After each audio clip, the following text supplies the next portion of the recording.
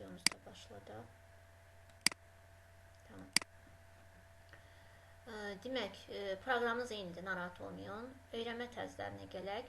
Öyrənmə tərzləri nədir? Və təlimdə differensial yanaşma nədir? Differensial yanaşma nədir? Differensial yanaşma dediyimiz, yəni uşaqların bacarığına uyğun şəkildə yanaşmalardan söhbət gedir. Təbii ki, burada uşaq məhz bu istiqamətdə bacarıqları güclüdür, mən həmişə o istiqamətdə yanaşım deyə bir şey yoxdur. Olan bacarıqlar nə yaxşı var. Olmayanlarda təhsilin, məktəbin, müəllimin üzərinə düşən vəzifəsi odur ki, uşaqda formalaşdırsın.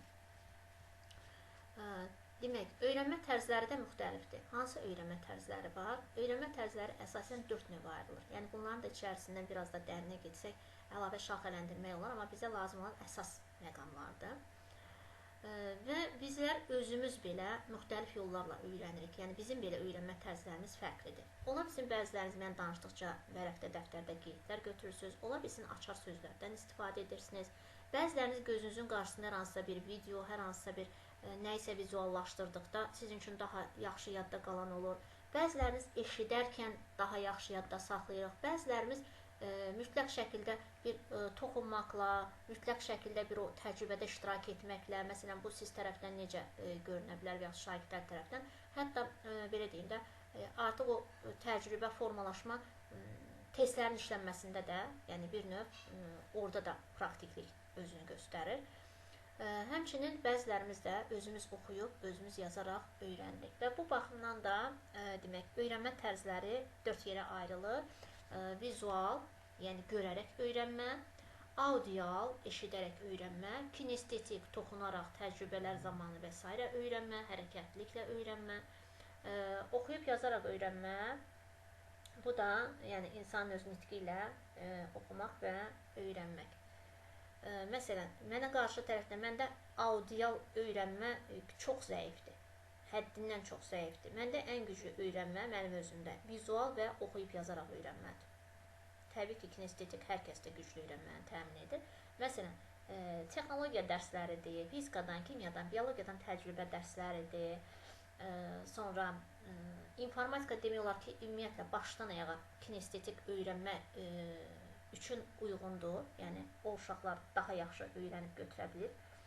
Hətta klaviaturalar belə əzbərdən az qalır gözü yumulu, orada barmaqlarını pianinoda o peşəkarların çaldığı kimi yəni oynadırlar. Audio isə dinləyərəkdən. Məsələn, elə insanlar var ki, elə uşaqlar var ki, müəllim sinifdə dərsi danışır, onlar evdə gedib əlavə dərs oxunurlar. Müəllimin nitqindən artıq götürürlər və öyrənirlər. Bax, o uşaqlarımız audial öyrənmə tərzindədir. Vizual, misal üçün, hansı şəkildə deyirsiniz, həmin uşaq o qədər də çatmır, amma siz orada vizual, görsəl, sxem, çertyoş, diaqram, nə bilim, hər hansısa bir maket göstərirsiniz, ekranda nəyinsə videosunu göstərirsiniz, o zaman vizual olaraq görəndə daha yaxşı öyrənir və deyir, müəllim, indi başa düşdüm, indi anladım. Və yaxud da kinestetik, bayaq da vurğuladığım kimi təcrübələr zamanı. O uşaq özü gəlməsə, özü toxunmasa, o praktik təcrübəni özü həyata keçirməsə, yəni onda da o qədər öyrənmə güclü alınmır. Eləcə də oxuyub yazaraq öyrənənlərdə də özləri oxuyurlar, qeydlər aparırlar, yazırlar və bu şəkildə öyrənirlər. Demək, burada da bəzi nümunələr var. Məsələn, bəziləri informasiyanı qrup şəklində, bəziləri fərdi şəkildə daha səmərəli qavrayır. Bəzi insanlar kitabı oxuyub bütün sözləri yadda saxlaya bilir, lakin bu hər kəsdə alınmaya bilər. Heç elə bir hal olubmu ki, dəqiqələrlə kitaba baxırsınız, lakin heç nə öyrənə bilmirsiniz. Ola bilər ki, səbəb bu formada öyrənməyin sizin öyrənmə tərzinizə uyğun olmamasıdır. Biz öz öyrənmə tərzlərimizdən agah olmalıyıq ki, öyrənmə prosesi daha effektiv olsun. Məsələn, belə düşünün də, tutalım ki, Dəli Kür əsərini deyək ki, keçiblər. Bu Dəli Kür filmi də var da, bilirik. Əsərdən o qədər də öyrənməyənlər, amma filmi də bir dəfə izlədikdən sonra daha yaxşı şəkildə onu təbii ki, mənimsəyib yadda saxlaya bilirlər. Gələk vizual öyrənənlərə və ümumiyyətlə bunlar bir balaca üzərindən keçək, daha dərindən. Vizual qeyd etdiyimiz kimi, gördüyümüz kimi burada da göz var, yəni vizual, görsəl olaraq öyrənmədən gedir söhbət. Və yaxud da vurğuladığımız kimi şəkil, sxem, diaqram, videolar və s. ilə, yəni məlumatı görüntüsünə üstünlük verir. Yazı şəklində deyil, audial eşitmə şəklində deyil, toxunma şəklində deyil. Burada da məlumatı görməyə üstünlük verir, təsəvvüründə vizuallaşdırır, qrafik, diaqram, şəkil və xəritələrlə işləməyi xoşlayır. Məsələn, məndə əgər diqqət edirsinizsə, daha çox həyati misallar çəkirəm və yaxud hər hansısa bir auditoriyanı vizuallaşdırmağa çalışıram. Sözlü də olsa, istəyirəm ki, o beyninizdə bir şəklini qurum onun qarşı tərəfə ötürüm. Bax, belə olduğu halda öyrənmə daha yaxşı baş verir. Məsələn, deyirəm, düşünün ki, siz sinif otağındasınız, şagird biletdir, falan oldu, peşməkan oldu. Yəni, bu şəkildə yanaşma, həmçinin sözlü də şagirdlərin beynində o vizuallığı yarada bilərsiniz. Uşaqlar bir düşünün, bir gözünüzün qarşısına canlandırın. Belə olsa nə baş verər? Düşünün ki, belə bir situasiya var. Artıq o vizuallığı öyrənən insan sizin o sözlərdən artıq o vizuallığı da qura bilər. Üsullar necədir? Rənglə işarə eləmək, şəkilləri olan kartlardan istifadə etmək, qeydlərin şəklini çəkmək, rəngli yapışqanlı kağızlardan istifadə etmək. Bax, bu baxımdan da biz bəzən uşaqları bloklayırıq, öyrənmə tərzlərini bilmədən. Nə vacibdir? Sən elə hər yana bir kağız yapışdırsan, hətta bəzən bu evdə ailədə də baş verir. Əşi, bir şeyi də yadında saxla da, sən niyə hər yerə rəngli kağızlar yapışdırırsan və yaxud bu nədir? Şəklini, hər şeyini çəkib nə edirsən, yadda saxlayırsan, qeyd götürsən. Onlara mane olmaq olmaz. Nə evdə ailədə olan uşaqların, nə də sinif mühitində olan uşaqların. Çünki onların öyrənmə tərzi odur və onların təfəkkürü, düşüncəsi, şuuru, beyni artıq o tərzi tələb edir. Aydındırmı? Bax, belə düşünək də, ailədən, məişətdən düşünək, elə adi mətbəxdən düşünək. Bəzi insanlar eyni bir yeməyin 2 nəfər götürək, biri duzlu, biri duzsuz sevəndir, biri normada sevəndir, 3 nəfər olsun. Yemək normadadır. Duzlu yeyən deyəcək ki, duzsuzdur. Duzsuz yeyən deyəcək duzludur. Normada yeyən deyəcək əladır, siz düz demirsiniz. Aydındırmı? Yəni, burada da uşaqların, necə ki, orada ağız dadı, burada da bir növ beyin dadı kimi götürün. Yəni, beynin istədiyi, tələb etdiyi tərz onlar üçün daha uyğundur. Audiola gəldikdə də eşidərək öyrənmə və burada da qulaq şəklində görürsünüz. Demək, burada öyrənmək üçün əsas vasitə dinləməkdir. İnformasiyanı digərlərindən dinləməyə üstünlük verir, eşitdiklərini effektiv şəkildə xatırlayır. Bax, bu uşaqlarda dil öyrənmə qabiliyyəti də güclü olur. Yəni, o audial, misal üçün, xarici dilləri öyrənərkən audial olaraq dinləyib öyrənmə bunlarda çox yaxşı alınır. Eləcə də istənilən dərsi dinləyərək çox rahat şəkildə öyrənib yadda saxlaya bilirlər. Onlarda hansı tərzləri müşahidə edə bilərsiniz? Məsələn, ucadan oxumaq, yəni səsli şəkildə. Oxuduğunu ucadan danışaraq öyrənmək, yoldaşı ilə müzakirə etmək, səsli qeydlər aparmaq. Məsələn, bizim bir qohum vardı, hazırlıq devrində bizdə qalırdı. Otaqların qapısını örtə-örtə gedirdi və gedirdi ən axırdakı otaqda, ən arxadakı otaqda. Səsli şəkildə. Təsəvvürünüzə gətirin, 2 otağı örtə-örtə gedirdi, 3-cü otaqda, arxa otaqda. Oxusa belə o yandan səsi gəlirdi çölə. Hardasa bu birisi otağa da gəlib biraz da olsa çatırdı onun səsi. Deyirdim ki, niyə belə səsli, qışqıra-qışqıra olsun? Deyirdim, mənim yadımda elə yaxşı qalır. Yəni, artıq o, onun üçün audial, yəni özü həm danışır, həm də audial olaraq özü öz səsini eşidərəkdən çox gözəl şəkildə yadda saxlayır. Bax, buna da imkan vermək lazımdır ki, yenə də qeyd etdiyim kimi, belə bir hal varsa, demək o uşaqda onun özündən asılı olmayaraq artıq audial mənimsəmənin, belə deyək də, bu təzahürüdür. Kinestetik öyrənənlər qeyd etdiyimiz kimi, burada da görürsünüz, demək, maketin üzərinə toxunur. Yəni, tutalım ki, 3 bucağı, 4 bucağı yadda saxlamaq üçün göz uşaq gəlir, bir əllərindən toxunur, bir əlini alır, bir onun tillərini barmaqları ilə sürtür, aşağı çevirir, yuxarı çevirir və s. Belə daha yaxşı yadda saxlayır, daha yaxşı mənimsəyir ki, 3 bucaq nədir, neçə təpəsi var, neçə tili var, neçə tərəfi var və s. Demək, toxunaraq öyrənirlər onlar. Mühazirəni xoşlamırlar. Ən çox sevdikləri praktik işlərdir. Yəni, kimsə danışsın, bunlar saatlarla qulaq asın, onlar üçün çox yorucu olur. Qurmağı, yaratmağı xoşlayır, konstruktor, lego və s.dən istifadə edə bilirlər, mexanizmlərə və detallara maraq göstərirlər. Və belə insanlar, misal üçün kinestetik öyrənənlər, həddindən çox yaradıcı olurlar. Məsələn, götürək heykəltaraşları və yaxud da nəyəsə maketini hazırlayanlar. Bax, onlarda kinestetik öyrənmə güclüdür ki, o yönə doğru maraq göstərirlər. Üsullar nədir? Qeydləri yoxlayarkən hərəkət etmək, rollu oyunlardan istifadə, laboratoriyada işləmək. Bəzən olur ki, uşaq çıxır lövhəyə, nəysə soruşursunuz, nəysə dərsimi danışır, nəysə izah edir, irəli geri başlayır hərəkət etməyə. Siz o zaman onu dayandırırsınız.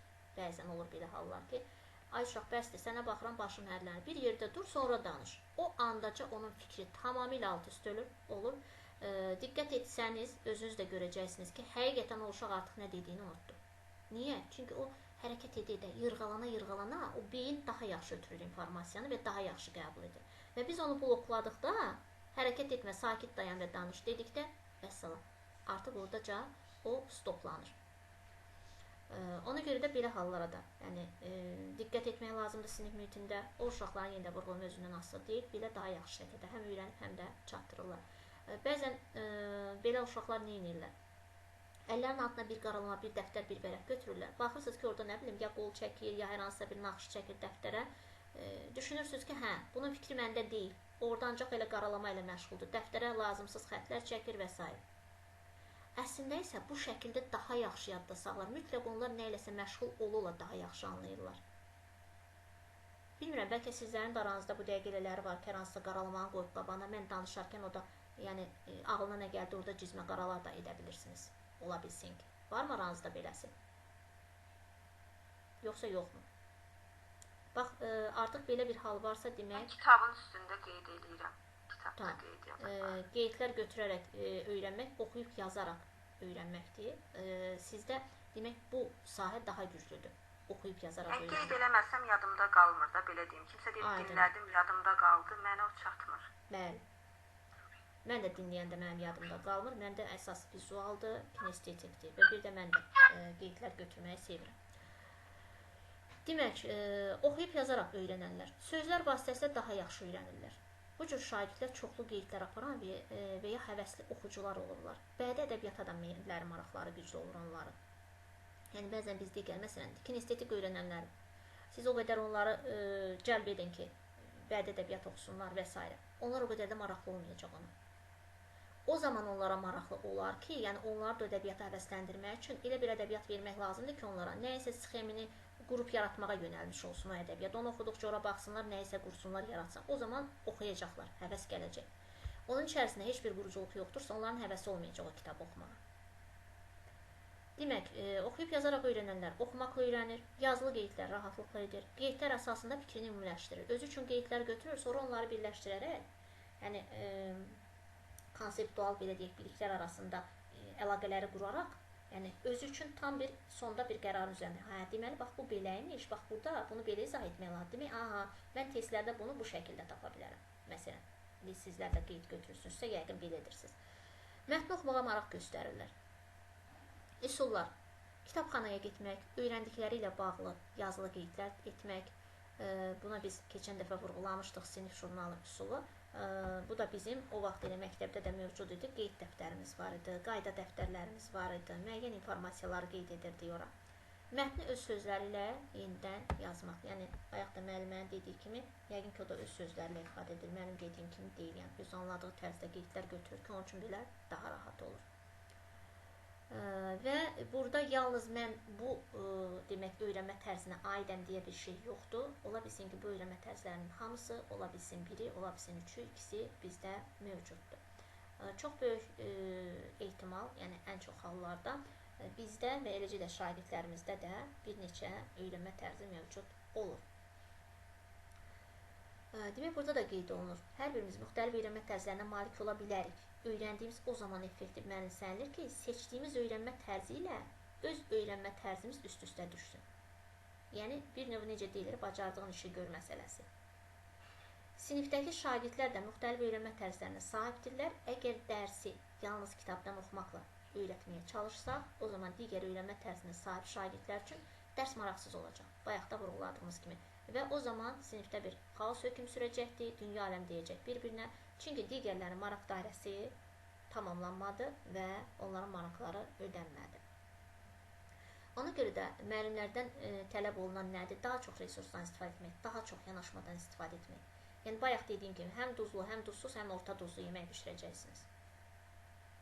Yəni, resurs hazırlayarkən sabaha hazırladığınız dərs üçün əlinizin altına varsa sxemdən, diaqramdan da istifadə edəcəksiniz. Vizuallıq, videolar və s. varsa ondan da, səsləndirmə varsa ondan da. Səsləndirmə olmasa belə, zaten siz hər zaman özünüz nələrsə səsləndirirsiniz. Və burada belə bir, demək, test var. İstəsəniz özünüzün tam olaraq öyrənmə tərzinizi müəyyən edə bilərsiniz və yaxud da burada olan testdən istifadə edərək öz şagirdlərinizin öyrənmə tərzini də müəyyən edə bilərsiniz. Əslində siz onların həmin öyrənmə tərzlərini görə bilərsiniz. Sizə bir həftə vaxt lazımdır ki, yeni bir sinifdə dərs deyib, müşahidə edib kənardan onların hansı tərzdə öyrəndiklərini görə biləsiniz. Çünki artıq o gedişatda özünü göstərəcək. Müzakirələrdə, izahlarda, onların sizə cavablarında, hərəkətlərində, yanaşmalarında və s. Hətta belə vizual öyrənən uşaqlar özünüz də görəcəksiniz. Nəysə siz onlara sual verəndə daha çox cəhd edəcəklər ki, bunu yazılı deyil, sıxım çerçur şəklində sizə qaytarıb, yəni onu izah edərlər öz sözləri ilə. Bax, bu onların tərzidir. Yəni o şəkildə mənimsəyiblər, o şəkildə də rahat çatdıra bilirlər. Cavabları da yoxlamaq üçün görürsünüz, burada cavabların hesablanma tərzi var. A variantın sayı çox olsa vizual, B çox olsa audio, C çox olsa kinestetik, D çox olsa oxuyub yazmaqla, yəni daha çox, yəni bu tərzdə öyrənmədir. Hər hansısa bir ikisi bərabərdirsə, o zaman yarıya yarı həm o, həm bu var, deyək ki. Təlimdə diferensial yanaşma nədir? Demək, biz öyrənmə tərzlərini bilməsək, şagirdlərimizin, yəni belə deyək də, bu hallarına, bu yanaşmalarına, bu tərzlərinə bələd olmasaq, biz təlimdə diferensial yanaşmanı da təmin etməkdə çətinlik çəkəcəyik. Demək, diferensiallaşma eyni sinif və ya təlim mühitində müxtəlif qrupa, öyrənməsinə, intellektinə, təlim nailiyyətlərinə, qavramasına və s-yə görə daxil olan şagirdlərlə fərqli metodlarla işləmək və dərslərin hər qrup şagirdə uyğun olaraq planlaşdırılmasıdır. Ona görə də demək, biz ilk öncə öyrənmə tərzini, sonra isə diferensialın üzərinə gəldik. Demək, yenə də vurğulanır. Diferensial təlim adətən eyni məkanda müxtəlif öyrənmə xüsusiyyətinə və tələblərinə görə fərqlənən qrupların heterogen və homogen qruplar haqqında biz sizinlə danışmışdıq. Olduğu mühitdə tətbiq edilir. Məsələn, müxtəlif təlim ehtiyacı və öyrənmə xüsusiyyətlərinə malik olan şagirdlər üçün müəllim daha çevik dərs planlamalıdır. Bayaq da vurğuladığımız kimi, yəni onların tərzlərinə uyğun əlinizin altında müxtəlif və çoxsaylı demək, resurslarınız olacaqdır. Və siz həmçinin tək öyrənmə tərzinə görə deyil, həm uşaqlar tək öyrənmə tərzinə görə deyil də bilirik ki, səviyyə də fərqli olur. Məsələn, tutan ki, müəllim hər hansısa bir izahımı bir şagird anında qavrayır və reaksiya verir, bir şagird beynində emal edib düşünənə, cavab verənə qədər müəyyən qədər vaxt gedir. Ona görə də onların o öyrənmə, qavrama, fikrini əsaslandırma, hətta geri dönüş edib sizə çatdırma məsələsi də müəyyən bir zaman ala bilər. Hamı standart olaraq elə 5 dəqiqənin tamamında eyni demək, cavablarla hazır olmayacaq. Bunu artıq illərin təcrübəsi olaraq bilirsiniz. Və buna görə də siz öz dərsinizi planlaşdırdıqda, yəni bütün bu məsələləri nəzərə alırsınız və əgər bu şəkildə planlaşdırırsınızsa, həm şagirdin öyrənmə tərzini, həm onların səviyyələrini sinif mühitdə müəyyən edirsinizsə, planı qurarkən, hər kəs üçün o dərs həm əlçatan olacaqdır, həm də artıq orada diferensial yanaşma baş verəcəkdir. Əsas məqsədimiz nədir bizim? Qarşımıza qoyduğumuz təlim nəticəsinə çatmaq. Dərsin əvvəlində qarşıya qoyduğumuz məqsədi dərsin sonunda reallaşdırmış olar. Demək, burada da qeyd olunur, çətinlik dərəcəsi daha yüksək, qavrama və potensialına görə bir qədər zəif olan şagirdlərə çətinlik dərəcəsi daha aşağı olan tapşırıqlar. Demək, bunu da qeyd etdiyimiz kimi tapşırıq hazırlayarkən yenə də nəzərə alırsınız. Hamı üçün eyni tapşırıq, eyni məzmunda və eyni ağırlıq dərəcəsində tapşırığın verilməsi artıq burada müəllimin qarşısına qoyulan pedaqoji tələblərdən bərabər imkanların yaradılması tələbi də pozulmuş olur. Belə deyək də, düşünün ki, 20 kiloluq uşaq var, 30 kiloluq var, 40 kiloluq var. Və siz hər birisinə deyirsiniz ki, 15 kilo çəkidə ağır daşı qaldıracaqsın. Bu yazıq 20 kilonun özüylə elə 5 kilo fərq edir. Bu necə qaldırsın? O birisi bir təri yerindən tərpədəcək, 30 kiloluq uşaq, 15 kilo daşı. 40 kiloluq isə hop qaldırıb yerə qoyacaq. O zaman bunları necə qiymətləndirəcəksiniz? Deyəcəksiniz, daşı qaldıran ancaq 40 kiloluq uşaq idi, ona görə də ona 5, bu birislərə 2. Bu da obyektiv dəyərləndirmə, qiymətləndirmə deyil. Ona görə də tapşırığı verərkən o 15 kilo çəkisi olan uşağa, 20 kilo çəkisi olan uşağa onun qaldıra biləcəyi gücdə yük verəcəksiniz. Amma bir balaca o yükdən ağır. yəni tapşırığını bir qədər ağır qoyacaq. Çünki elə öz bildiyi ağırlıqda qoysaq, o uşaq heç vaxt irəli getməyəcək. Hər zaman uşağın mövcud səviyyəsindən bir balaca, azacıq yüksək qoyacaq ki, həm dərs uşaq üçün maraqsız olmasın, həmçinin irəli apara bilək. Çünki əks halda biz yerimizdə təpik döymək olacaq, yəni irəliləyişimiz olmayacaq. Sonra burada bəzi məqamları nəzərinizə çatdırmaq istəyirəm, diferensiasiya ilə bağlı. Burada da qeyd olunur, deyir, yanlış təsəvvürlə bağlı. Bəzi müəllimlər hesab edir ki, bu tədris zamanı sadəcə bir neçə əlavə fəaliyyətin verilməsidir. Xeyr, burada əsas məqsəd əlavə fəaliyyətin verilməsi deyil. Hamılıqla birgə o təlim nəticəsini reallaşdırıb hər kəsin ona çatmasını təmin etməkdir. Və qeyd etdiyimiz kimi, artıq biz birinə ağır, birinə yüngül, birinə necəsə, belə deyək də, hamısına eyni çəkidə bir yükü versək, heç nə alınmayacaq. Hər kəsin öz çəkisinə uyğun tapşırıqlar və deyək də, mənimsəmə, qavrama qabiliyyətinə görə müəyyən yanaşmalar olarsa, o zaman biz yüksək nəticəni əldə edə bilərik. Diferensial təlim necə həyata keçirmək olar? Zaten bura qədər artıq düşünürəm, dedik bu məqamları ki, necə həyata keçirmək olar. Demək, diferensial yanaşma zamanı, yəni diferensial bir mühit qururuqsa, o mühit bütün şagirdlər üçün həm əl çatan olmalıdır, həm də qeyd etdiyimiz məqamlar nəzərə alınmalıdır. Sonra, diferensiallaşma şagirdlərin əvvəlki bilik və bacarıqlarının qiymətləndirilməsindən və fərdi təlim məqsədlərinin müəyyən edilməsindən başlayır. Baxın, necə? Fərdi təlim məqsədləri.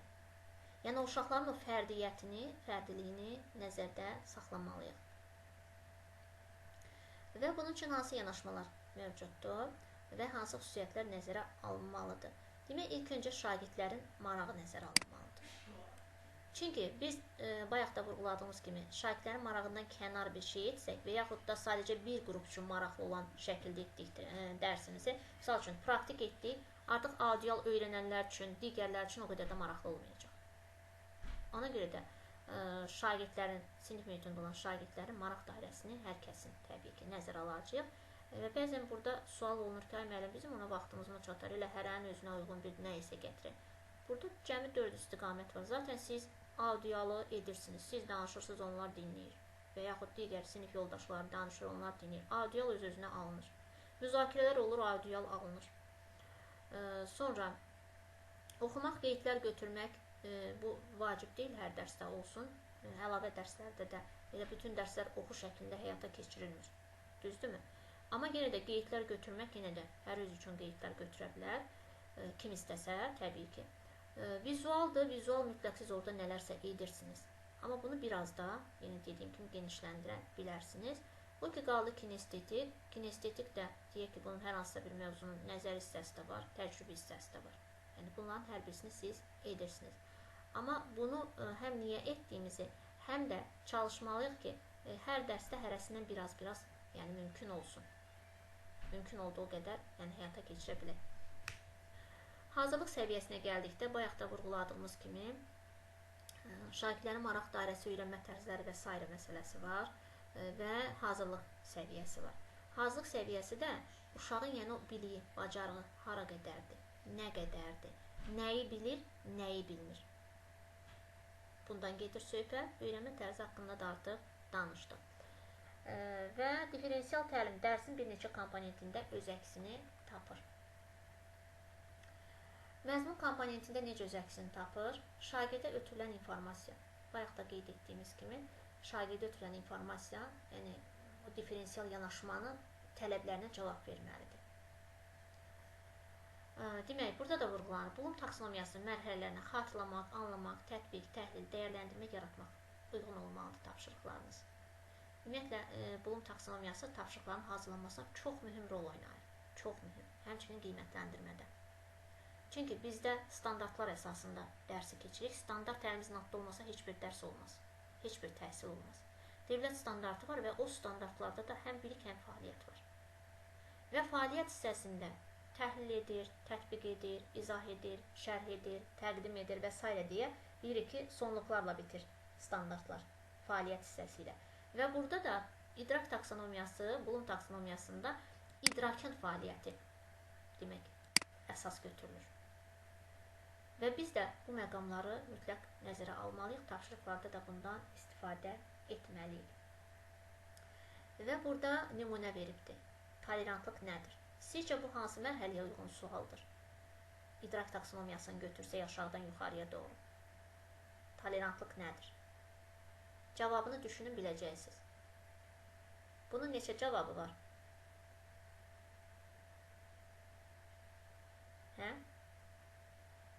Xatırlatma məqsədlidir, düzdür? Yaddaşa, hafizəyə əsaslanır. Tolerantlıq nədir? Səsim eşidilir müəllimlər?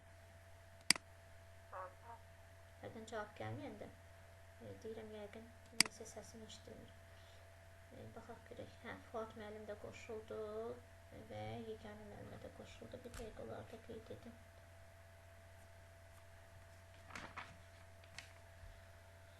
Demək ki, Fuad müəllim buradadır. Sonra Əfa müəllimə buradadır və yeganə müəllimə buradadır.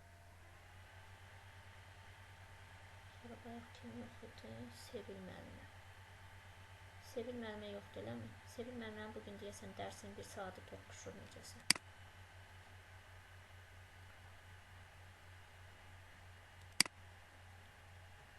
Demək, tolerantlıq nədir sualı? Görürsünüz, bu xatırlatma xarakterlidir. İdrak taksonomiyasının birinci mərhələsinə əsaslanır. Birinci bizdə nə idi? Hafizə, yaddaş.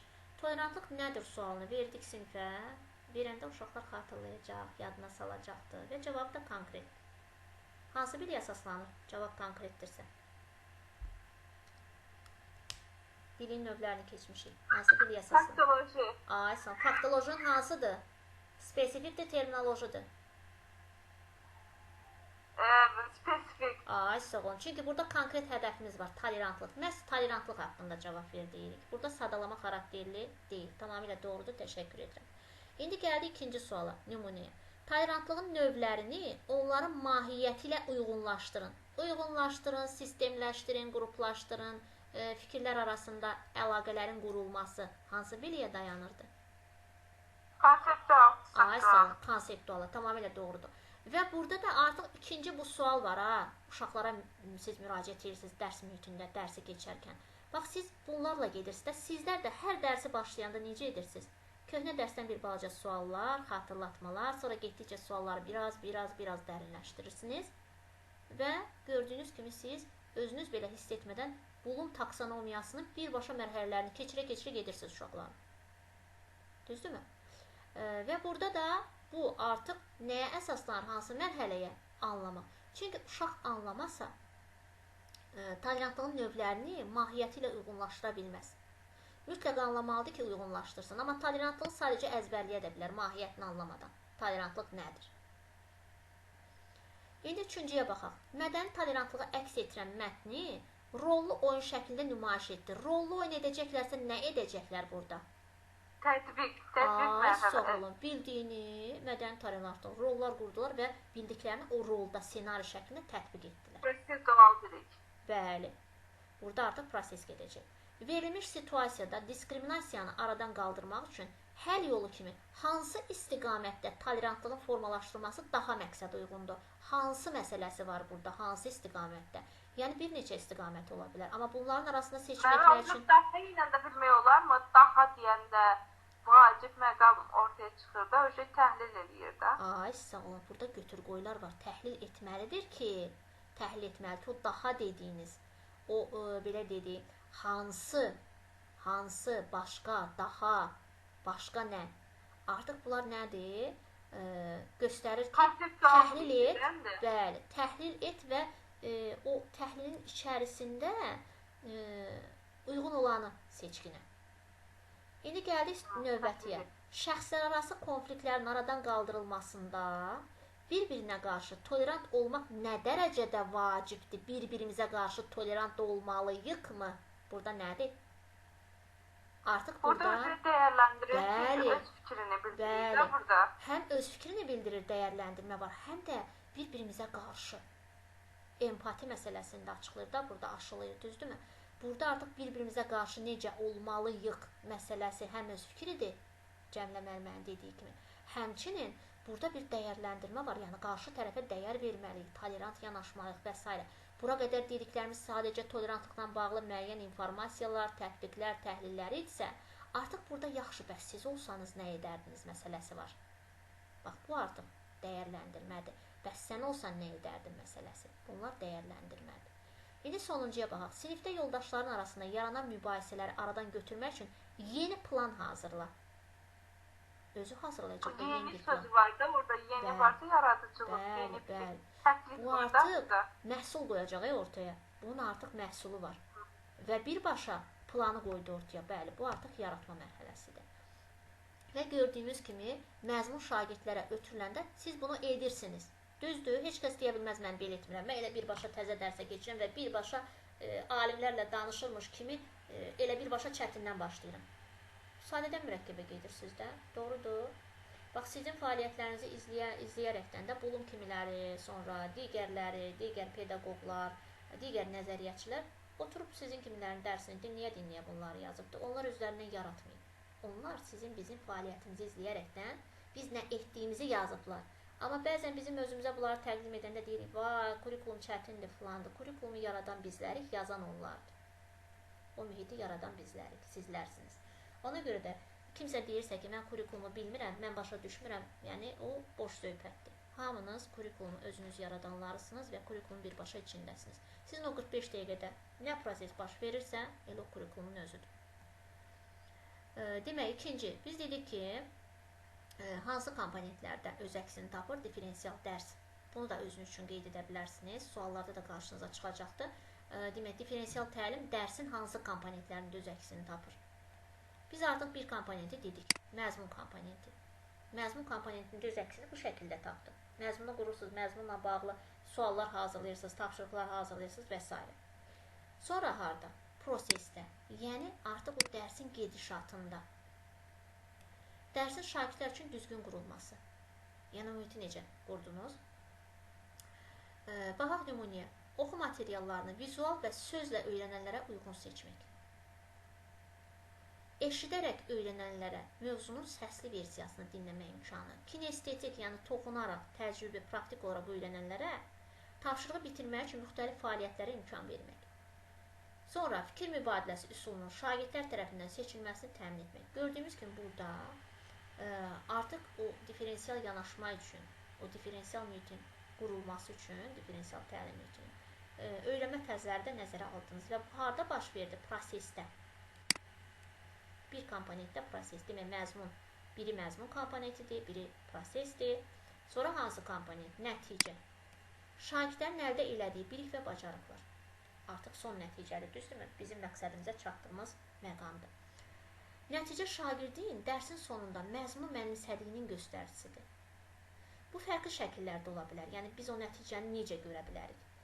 Esse, layihələr, hesabatlar və yaxud digər şəkildə ola bilər. Şagirdlərə öz öyrənmə tərzlərinə uyğun tapşırıqlar hazırlamağa, nəticə hasil etməyə imkan yaratmaq lazımdır. Hətta bəzi məqamlarda sualların tərtibini belə onların öz öhdəsinə buraxa bilərsiniz. Qiymətlənmə sualları deyil təbii ki. Mövzu ilə bağlı, məzmunla bağlı, debatlar zamanı bu onların həm inkişafına, həm məzmunu tam yaxşı şəkildə dərk edib mənimsəmələrinə də gətirib çıxaracaq. Və nümunə də verib. Yazıb oxuyaraq öyrənən şagird mətnlə bağlı yazı hazırlayır. Vizual öyrənənlər mətnlə bağlı qrafik təsvirlər hazırlayır. Eşidərək öyrənənlər səsli məruzə edirlər. Kinestetik öyrənənlər mətni səhnələşdirirlər və qeyd etdiyim kimi siz artıq o şagirdləri müşahidə edirsiniz, bilirsiniz ki, onlar hansı tərzdə öyrənir. Necə ki, evdə, ailədə öz evladlarınızın nəyi xoşlayıb, nəyi xoşlamadıqlarını, hansı tərzdə öyrənib, öyrənmədiklərini əzbərdən bilirsiniz.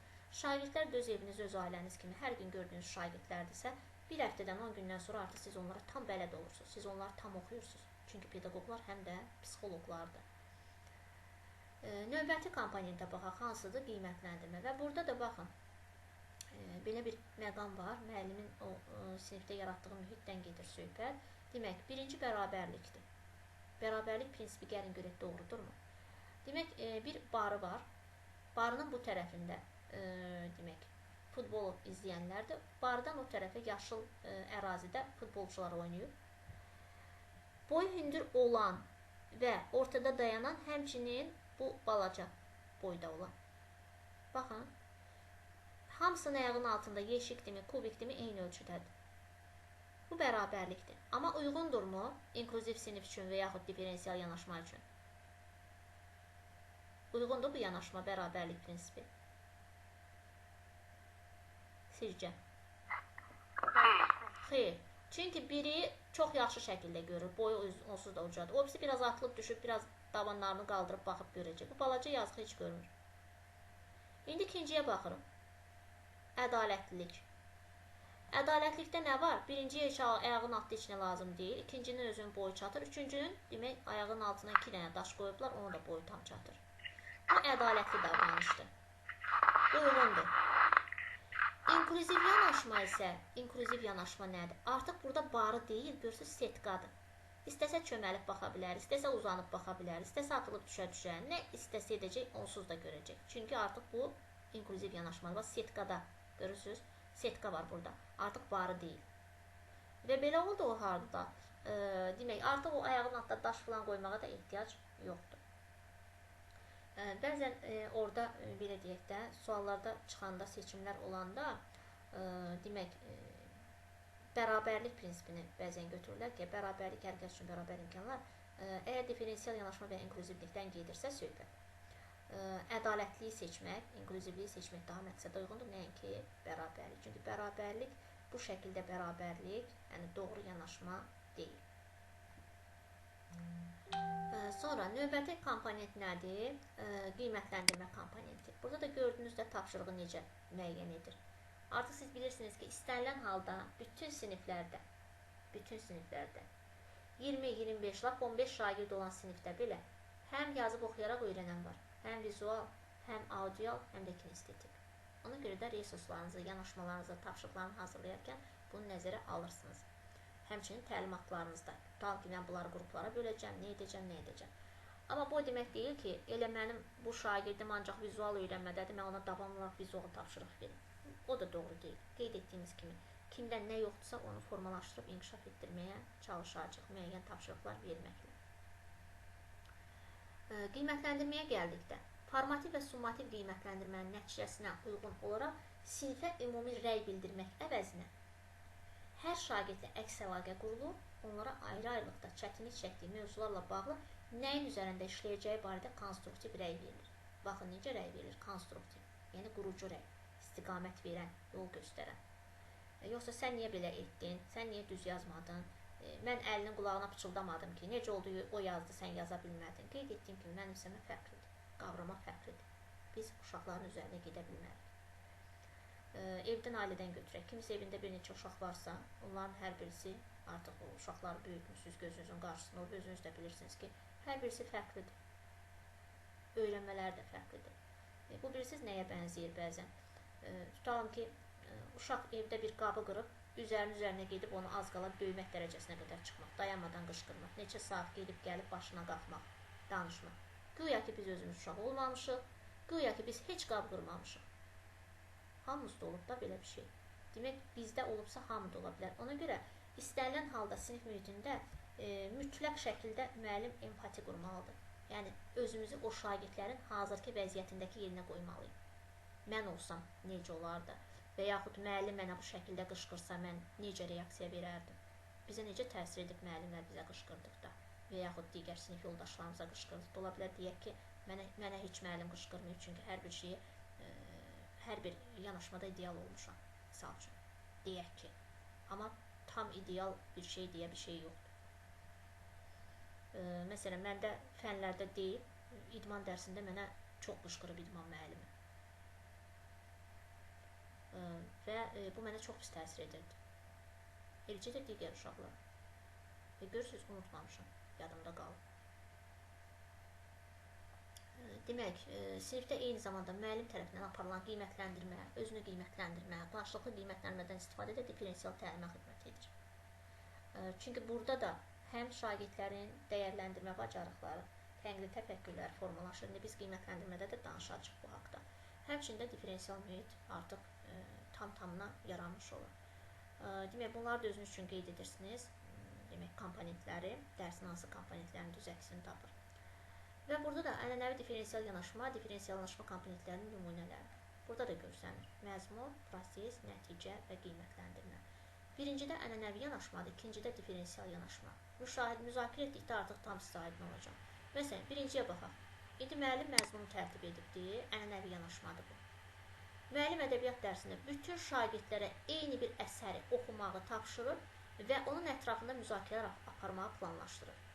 Eyni bir əsəri oxuyacaqlar və eyni bir fəaliyyətə cəlb olunacaqlar, onun da ətrafında müzakirələr aparacaqlar. Bax, bu ənənəvidir. Bəzən sizə qarşınıza testlər çıxacaq. Deyəcək ki, diferensial yanaşmaya uyğun olmayanı seç. Deyək ki, belə bir məzmun verdi, təbii ki, bu uyğun deyil. Uyğun olmayanı seçdi. Və yaxud deyəcək, diferensial yanaşma üçün uyğun olanları işarələ seç. O zaman uyğun olanı seçəcəyik. Demək, gördüyümüz kimi burada bütün şagirdlər. Bax, bu sizin üçün ipucuları budur. Bütün şagirdlər üçün eyni bir əsər oxumaq. İndi diferensiyala baxın.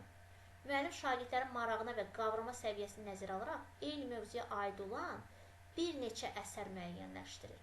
Bəlkə biri detektiv janrında oxumağı sevir, bəlkə biri robototexnika haqqında oxumağı sevir, bəlkə biri, nə bilim, bədii əsər, bəlkə biri romantik. İndi baxır kim necəsinə. Bu əsərlər oxunandan sonra müzakirə aparılacaq.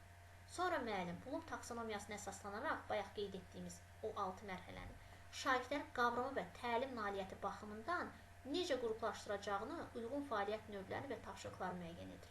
Baxın, diferensiyalaşma necə nəzərə aldı. Həm nəzərə alacaq bu uşağın qavraması necədir, həm mənimsəməsi necədir, həm maraq dairələrini nəzərə aldı. Yəni, tək bir dənə mövzunu qoymadı ki, elə hamı cırtdanın nağılını oxumalıdır. Birdən cırtdan, demək, sinifə deyək ki, 4 mövzu təqdim etdi. Dedi, uşaqlar kim hansını istəyir, götürsün, oxusun. Və yaxud qruplara böldü, dedi, qruplar, misal üçün, hansı kitabı istəyir, götürsün, oxusun. Əlavə bir məzmun da gətirmək olar ki, orada misal üçün, müəllim, biz də bunu istəyirdik, biz də bu kitabı oxumaq istəyirdik məsələsi, yəni olmasın. Və yaxud da, belə deyək də, qeyd etdiyim kimi, artıq siz onları qruplaşdıra da bilərsiniz, o şəkildə də yanaşa bilərsiniz. Prosesə gəldikdə, indi ənənəviyə baxın. Təsvir incəsənət dərsində bütün şagirdlər fərdi şəkildə, ardıcıllıqla aşağıdakı fəaliyyətləri yerinə yetirirlər. Bütün şagirdlər fərdi şəkildə də olsa, yəni bu fərdi sizi çaşdırmasın ki, burada diferensiyallıq var. Demək, ardıcıllıqla aşağıdakı fəaliyyətləri yerinə yetirir. Yəni, hamısı eyni fəaliyyət yerinə yetirir. Rəsmin ideyasını müəyyənləşdirir, tənqidi yanaşır, rəsmi çəkib, demək, portfolyoya qoyur. Hamı eyni bir şey edəcək. Standart. Əskər kimi. İndi diferensiyala baxaq. Şagirdə sərbəst seçim imkanı verilir. Tapşırıqların birlikdə və ya fərdi, bəzilərinin sinifdə və ya evdə icrasına icazə verilir. Həmin təsvir incəsənət dərsi ilə bağlı deyək ki, burada da bu şəkildə diferensiyal. Nəticə. Dil dərsində şagirdlər arqumentlər gətirməklə mühakimə xarakterli esse yazırlar. Bu zaman onlar müxtəlif mənbələrdən istifadə edə bilərlər. İndi diferensiyala baxaq. Şagirdlər müxtəlif mənbələrdən istifadə etməklə mühakimə xarakterli mətni istəklərinə uyğun olaraq esse şəklində, şifahi təqdimat şəklində, qısa metrajlı film şəklində təqdim edə bilərlər. Burada isə yenə də, baxın, mühakimə xarakterli esse yazırlar. Hamısı esse yazmalıdır. O zaman burada hansı şagird daha aktiv olacaq? Hamı esse yazmaq tapşırığı verilibsə hamıya sinifdə. Hansı öyrənmə tərzinə uyğun olacaq bu? Hansına uyğun olacaq? Bəli, oxuyub yazaraq öyrənməyə. İndi baxın burada. Oxuyub yazaraq üçün, öyrənənlər üçün var imkan. Şifahi təqdimat şəklində. Burada həm kinestetik, həm də demək, danışaraqdan var. Qısa metrajlı film, demək, vizuallıq var. İndi qiymətləndirməyə baxaq. Ənənəvidə necədir? Şagirdlər hər hansı summativi verərkən cavablandırdıqları sualların sayına görə qiymət alır. Bayaq dedim ki, uşaq o ağırlıq daşını qaldırdı, biz ona qiymət verdik, bu birisinə vermədik. Nəzərə almaq ki, bu yazğın elə öz çəkisində də ağırlıq daşır. Bu düzgün yanaşma deyil. Şagirdlər summativ qiymətlənmədən sonra hansı mövzuda çətinlik çəkdikləri, hansı mövzunu zəif qavradıqları haqqında əks əlaqə alırlar sizlərdən, yəni müəllim tərəfindən. Bu əks əlaqə əsasında gələcək fəaliyyət müəyyənləşdirilir. Yəni artıq mən bilirəm ki, kim geri qalıb, kim irəli gedibdir və geri qalanları necə irəli apara bilərəm. Diferensial təlimin hansı üstünlükləri var? Demək, diferensial təlim yüksək qabiliyyətli şagirdlərlə yanaşı əlilliyi olan şagirdlər üçün də effektivdir. Yəni, inklüziv mühiti də dəstəkləyir. şagirdlərə materialı necə öyrənə biləcəklərinə dair daha çox seçim verildikdə, onlar öz öyrənmələri üçün daha çox məsuliyyət hiss edirlər. Və həmçinin həvəsli olurlar. Çünki müəllim onlar üçün hər cür imkan yaratdı. Yəni, bir növ belə düşünün də, süfrəyə birinin sevib, birinin sevmədiyi yeməyə qoymusunuz. Sevən tam doyub gedəcək o süfrədən, o birisi ac gedəcək. Niyə? Ölməmək üçün bir-iki damcı yeyəcək, ondan sonra artıq onun ağız dadına, marağına, sevdiyi bir yemək olmadığına görə yarımçıq durub gedəcək. Bax, şagirdlər də belədir. Yəni, o qablara çəkdiyiniz o biliklər, bacarıqlar, məzmun elə olmalıdır ki, hər kəsin o sinifdə ağız dadına uyğun olsun. Müəllim öyrənmə prosesini şagirdlərin təlim ehtiyaclarına görə təşkil etdiyindən sinifdə daha az nizam-intizam problemlərinin olduğu müşahidə edilir. Biz bunu sinifin idarə olmasına da keçəcəyik. Çünki hamının maraq dairəsinə uyğun bir tapşırığı var. Hərə öz sevdiyi işlə məşğuldur artıq sinif mühitində.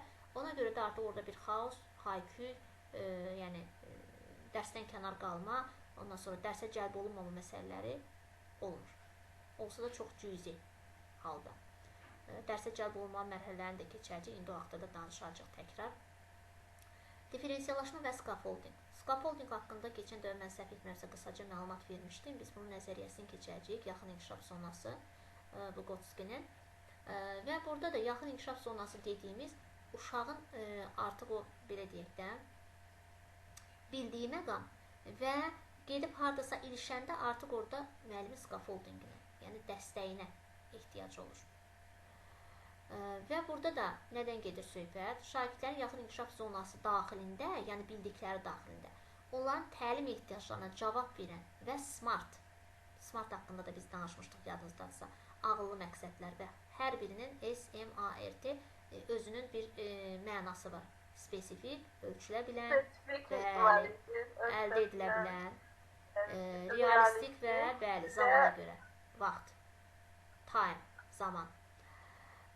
Demək, məqsədləri olan yüksək keyfiyyətli tədris deməkdir. Diferensiyalaşma və skafolding. İndi skafolding haqqında da keçəndə sizin üçün tam aydın olacaq. Demək, ümumi təlim strategiyası kimi diferensiyalaşma skafoldingə oxşuyur. Bax, bu sizə sualda düşəcəkdir. Keçən il bilmirəm, düşmüşdü yoxsa yox, amma ondan qabaqki ildə də düşmüşdü bu sual. Bax, burada özünüz üçün qeydlər götürün. Ümumi təlim strategiyası kimi diferensiyalaşma skafoldingə oxşayır. Belə ki, hər ikisində məqsəd müxtəlif şagirdlərin eyni təlim nəticəsinə çatmasına, baxın, müxtəlif şagirdlərin eyni təlim nəticələrinə çatmasına nail olmaqdan, yəni şagirdi olduğu yerdən hədəfə çatdırmaq. Məqsədimiz nə idi? Ora götürmək. Amma bununla bərabər bu iki yanaşma bir-birindən fərqlənir. Bax, keçən il yox, ondan qabaqki il düşən suallarda doğrunu tap, yanlışı tapın içərisində belə bir sual var idi ki, doğru olan fikri tapın, ya yanlış olan fikri tapın. Orada deyək ki, yazmışdı ki, misal üçün, diferensial yanaşma və skafolding eynidir. Bir-birindən və yaxud fərqlənmir. Nəsə belə bir şeylər vardı, variantlar. Diferensial yanaşma dərs prosesində tətbiq olunur. Skafolding isə bütövlükdə tədris yanaşmasını əhatə edə bilər. Baxın, diferensial yanaşma dərs prosesində tətbiq olunur, bayaq dediklərimiz nəzərə alınmaqla. Diferensial yanaşmada nə vardı? Demək, şagirdlərin səviyyələrini nəzərə almaq, şagirdlərin öyrənmə tərzlərini nəzərə almaq. Skafolding isə, diferensial yanaşma bir növ belə götürün də, o diferensial mühiti qurmaq vacibdir hər zaman.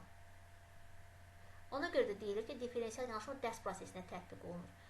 Amma skafolding bütövlükdə tədris yanaşmasını əhatə edir. Yəni, şagird burada güclü yazdı, gedib bir hardasa ilişdi, mən bir daha yaxınlaşdım ona, skafolding etdim, bir daha. Amma diferensial mühiti artıq mən öncədən qrup müəyyən edirəm də, belə düşünək. Məsələn, skafolding verilən materialın hissə-hissə asandan çətinə doğru təqdim edilməsini, şagirdin əvvəlki bilik və bacarıqlarına istinad edərək daha təcrübəli birisinin fasiltasiyası ilə, bu ola bilsin özündən daha güclü bilən şagird yoldaşı və yaxud sizlər, müəllimlər də ola bilər. Və bu şəkildə öyrənmə təmin edilir. Burada özünüz üçün mütləq qeydlər götürün. Bax, bu sual bazasında var. Milgin sertifikasiyanın sual bazasında bu var. Diferensiallaşmayda isə bu proses fasiltasiyasız da həyata keçirilə bilər. Çünki artıq mühit şagirdlər üçündür, yəni hər bir şərait onlar üçündür. Amma skafoldingdə mütləq müəllimin dəstəyinə ehtiyacı olması deməkdir artıq. İlişib qaldığı yerdən müəllim və yaxud özündən digər bacarıqlı birisi, əgər hansısa uşağa bu hissə aydındırsa, o uşaq da ona izah edə bilər həmin hissəni. və yaxud kömək edə bilər. Diferensiallaşmada isə bu proses fasilitasiyasız da həyata keçirilə bilər. Məsələn, daha təcrübəli birisi, müəllim, daha bilikli sinif yoldaşı və s. tərəfindən oxumağı öyrənən şagirdə əvvəlcə hərflər, hərf birləşmələri öyrədilir, daha sonra isə sözlərin, cümlələrin oxunması təmin edilir. Və intonasiya, məntiqi vurğulanışı formalaşdırılır, bunlarla paralel şəkildə oxuyub anlamada təmin edilir. Bu scaffoldingdir. Lakin bütün bu proses zamanı öyrənməni təmin etmək üçün daha təcrübəli birinin şagirdlərin təlim ehtiyaclarını nəzərə alması diferensialdır.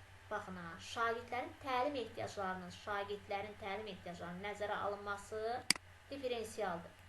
Amma o ilişib qalan şagirdləri çəkib oradan çıxartmaq, onların o bildiyi yaxın inkişaf zonalarına, yaxın inkişaf zonası onların bildikləridir. Bir balaca getdilər, aha burada ilişdi. Düşünün, bir ifadə yazır, gəldi, ifadəni addım-addım gəldi, toplamasını elədi, çıxmasını elədi, vurmasını elədi, bölmə tərəfinə gəlib çatanda deyək ki, misal üçün, orada çaşdı qaldı. Misal üçün. Artıq o zaman siz yanaşıb istiqamət verirsiniz. Bu nə olacaq? İlişib qaldığı yerdən dəstək göstərirsə. Bəli, bu scaffoldingdir. Diferensial yanaşma isə bəri başdan şagirdlərin təlim ehtiyaclarını nəzərə alıb o diferensial mühiti qurmaqdır. Aydındırmı? Və sizin bir sualınız da budur. Test bazasında diferensial yanaşma scaffoldingin içərisində yer alan prosesdir. Bəzən olur yazır ki, demək, diferensial scaffoldingin içərisində yer alan prosesdir. Amma suallarda bəzən yanlış doğru məsələsində tutalım yazacaqdır ki, scaffolding diferensialın içərisində yer alır. Və deyəcək yanlışı tapın. Bunu unutmursunuz. Diferensial öndə gəlir. Belə götürə bilərsiniz yadda qalmaq üçün. Əlifba sırasında D əvvəlki hərflərdə gəlir, yoxsa S? Hansı lap yuxarıdan gəlir? Belə də götürə bilərsiniz. Diferensial scaffoldingin içərisindədir. Diferensial scaffoldingin içərisindədir. Aydındır mı?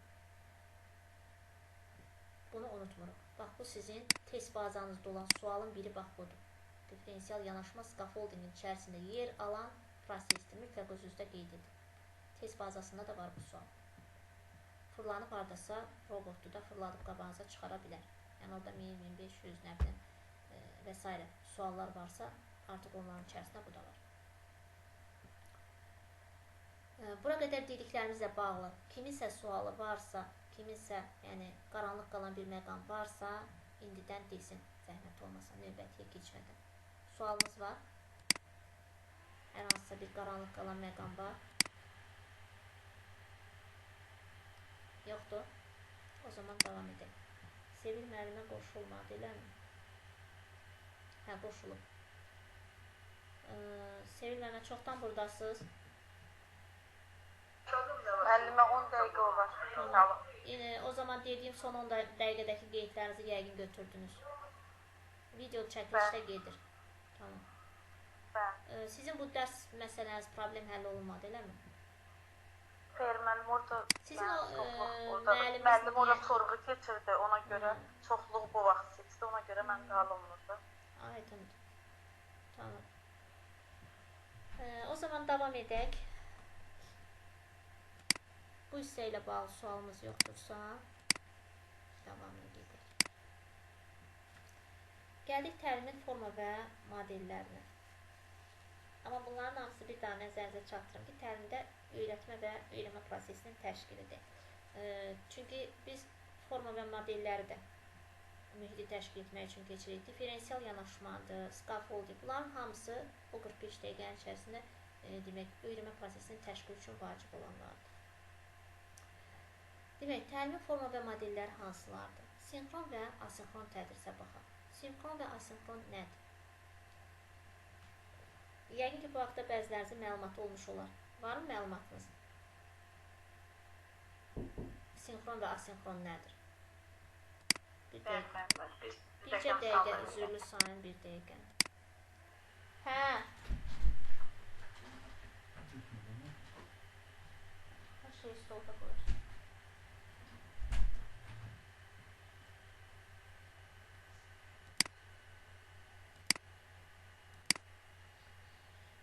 Demək, sinxron və asinxron tədris nədir? Son dövrlərdə, yəni bu belə deyək də, pandemiyadan sonra daha çox nitqimizə, daha çox təhsilimizə, tədrisimizə, ya tək bizdə deyil, bütün dünyada daxil olan əsas terminlərdən birinə çevrildi. Və demək olar ki, az qala həyatımızın bir parçasına çevrildi bəlkə də. Yəni burada söhbət onlayn dərslərdən, sonra distant dərslərdən gedir. Sinxron tədris nədir? Tədris prosesində elə bir demək, tədris prosesində bir tipidir ki, burada şagirdlər eyni zamanda prosesə cəlb olunurlar. Məsələn, tutaq ki, bax, sizlə bizim hazırda konkret saatlarımız və konkret cədvəlimiz var. Bax, bu sinxron tədrisdir. Eyni vaxtda, eyni mühitdə dərsə qoşulmaq. Bir də var ki, tutalım ki, siz hər hansısa bir günü bura qoşulursunuz müzakirə üçün. Əlavə mən dərsləri çəkirəm, yükləyirəm YouTube-a, biraz YouTube-da baxırsınız. Test izahlarına YouTube-da baxırsınız, özünüzün yazdığınız testləri təhlil edirsiniz. Artıq bu asinxrondur. Və mən sizi orada məcbur edə bilmərəm ki, mütləq saat 5-ci gün 9-da daxil olub bu videoya baxacaqsınız. Sizin nə zaman vaxtınız olsa o zaman baxırsınız. Mənim işim materialları verməkdir, sizin işiniz onu mənimsəmək. Son nəticə mənə lazımdır ki, asinxronda da. Yəni siz nə qədər mənimsəmisiniz, nəyə əldə etmişsiniz. Sinxronda isə dediyim kimi artıq konkretdir. Məsələn, pandemiya dövründə sizdə demək olar ki, o cədvəl əsasında qurduğunuz Teams proqramında, Teams tətbiqində, onlar sinxron tədris idi ki, siz edirdiniz. Asinxron isə qeyd etdiyim kimi, öncədən materialların yerləşdirməsi və hər kəsin eyni mühitdə, eyni anda olmasını tələb etməyən bir yanaşmadır.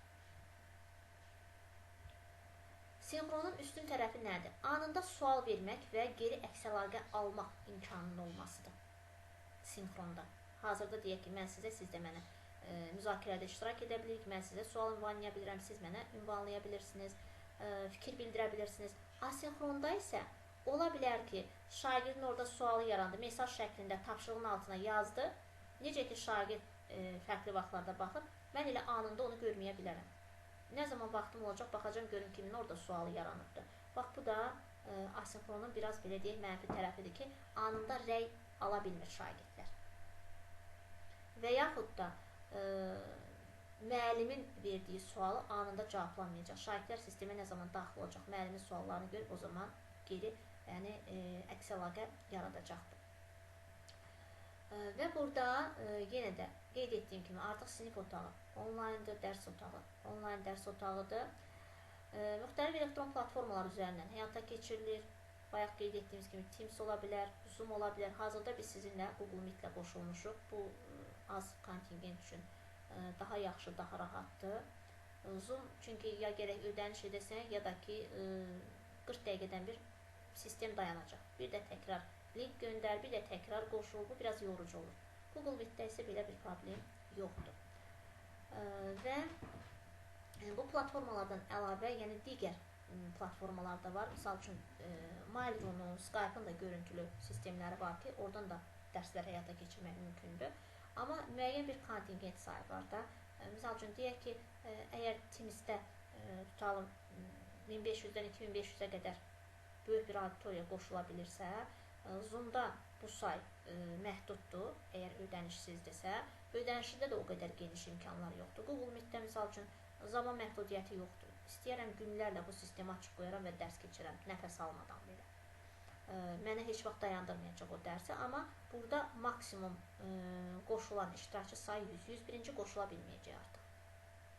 Misal üçün, böyük auditoriyada belə deyək, siz mühazirə və s. keçirsinizsə və yaxud bir neçə sinifi birləşdirib eyni mövzunu paralel şəkildə müzakirəsini keçirirsinizsə, o sinif sayı əgər 100-dən artıqdırsa, o zaman yəni Google Meet sizin üçün uyğun olmayacaq. Yəni əlverişsiz olacaqdır, o zaman Teams-dən istifadə etməli olacaqsınız. Yəni onlayn platformalar həddindən çoxdur. Və digər köməkçi platformalar var. Köməkçi platformalar da hansılardır? E-maildir, Google Docs-dur, e-class, yəni elektron sinif otağıdır, podkastdır, radio çıxışların, audio yazıların olduğu məqamdır, bloglardır, sonra beyin xəritəsi qurmaq üçün proqramlardır. Bunlar hamısı artıq köməkçi platformalardır. Məsələn, bir neçə mən burada canlı nümunəni sizə göstərə bilərəm. Deyək ki, məsələn, elə səhifəmdən keçid edək. Baxın, burada artıq bir neçə dənəsi var. Məsələn, biz qoşulmuşuq bu simgə ilə, Google Meet-lə. Burada həmçinin deyək ki, YouTube var, Google diskimiz var, elektron poçtumuz var, nə bilim, kalendar var, təqvimdən də istifadə edə bilərik. Sonra burada bloqlar var, sonra burada tabletsalar var, sonra burada sənədlər var, yerləşdirə bilərik dokument olan hissədə. Baxın, burada sinif otaqlar var, hansı ki, sinif otağı yaradıb siz öz sinifləriniz üçün. Orada da materialları Google-da yerləşdirə bilərsiniz. Burada çox rahat şəkildə öz şagirdlərinizi də cəlb edə bilərsiniz və şagirdləriniz sizin orada qoyduğunuz tapşırıqları da demək, maillərində baxacaqlar, görəcəklər. Onların daxil olmaları üçün həmçinin siz burada parol loginlər də yarada bilərsiniz. Yəni, əməlli başlı onlayn sinif otağı. Necə ki, Teams-də sizin komandalarınız vardı, eləcə də burada müxtəlif fənlər üzrə sinif otaqları yarada bilərsiniz. Sonra bax, o qeyd etdiklərimiz hamısı demək nələrdir? Köməkçi sistemlər. Eyni zamanda orada Google Docs-dan da danışır. Burada bayaq qeyd etdiyimiz dokument bölməsi Google Docs-dur bu. Burada da sizin deyək ki, PowerPoint-lərinizdir, sonra Word-lərinizdir, nə bilim, Excel-lərinizdir, nə yerləşdirmişsinizsə onlar mövcuddur. Yəni, bütün belə deyək, tətbiqlərdə demək olar ki, Teams-də bunlar var. Biraz Zoom-da məhdudiyyət var. Zoom-da məhdudiyyətlər çoxdur. Google-un imkanları həddindən çoxdur. Teams-in isə imkanları eyni saydadır. Çünki bu Google şirkətinin, o isə bildiyim qədər onlar da artıq alıb birləşdiriblər. Amma yenə də Microsoft şirkətinin yaratdığı Teams tətbiqinin imkanları daha genişdir.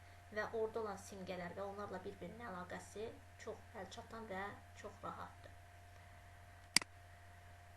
Sonra biz artıq dedik, yəni sadaladığımız Teams-dir, Zoom-dur, Google Meet-dir, hazırda qoşulduğumuz bunlar onlayn platformalardır. Yəni dərs mühitini təmin etmək üçün, müzakirələr və dərslər keçirmək üçün. Digərləri də bayaq ekranda göstərdiklərində artıq köməkçi demək tətbiqlərdir.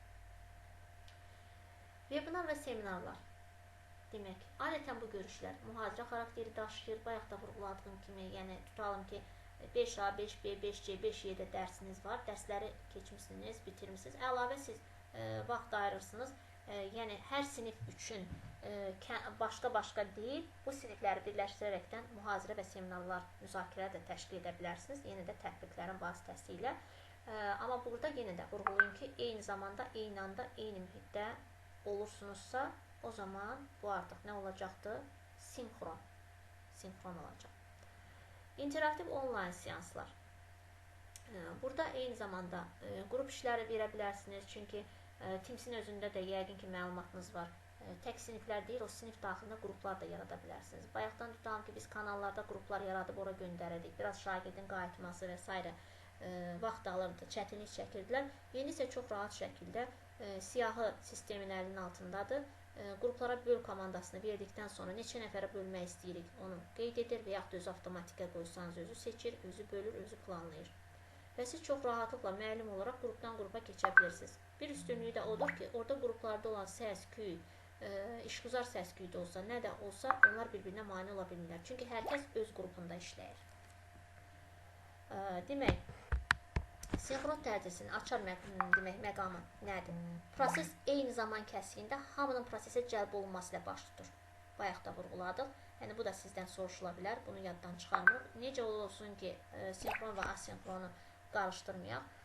Sinxron və asinxronu qarışdırmamaq üçün demək, sadə bir yanaşma deyə bilərəm. Misal üçün, bizdə də belə bir sözlər var da, ərəb fars dilindən səhv etmirəmsə keçmədir. Məsələn, tutam deyirik, mərd, namərd. Misal üçün, bu şəkildə. Yəni, o söz önü kimi. Əgər söz önü yoxdursa, demək, hər kəsin eyni mühitdə olmasını tələb edir. Sinxron. Asinxron deyiriksə, qarşısında bir A varsa, yəni bu artıq istənilən vaxt, istənilən məkanda, istənilən saatda qoşula bilmək məsələsidir. Burada da gördüyümüz kimi qeyd edir, sual-cavab prosesi anında baş tutur, şagirdlər onlara qaranlıq qalan məqamlarla bağlı sual verə bilirlər, cavablarını ala bilirlər və s.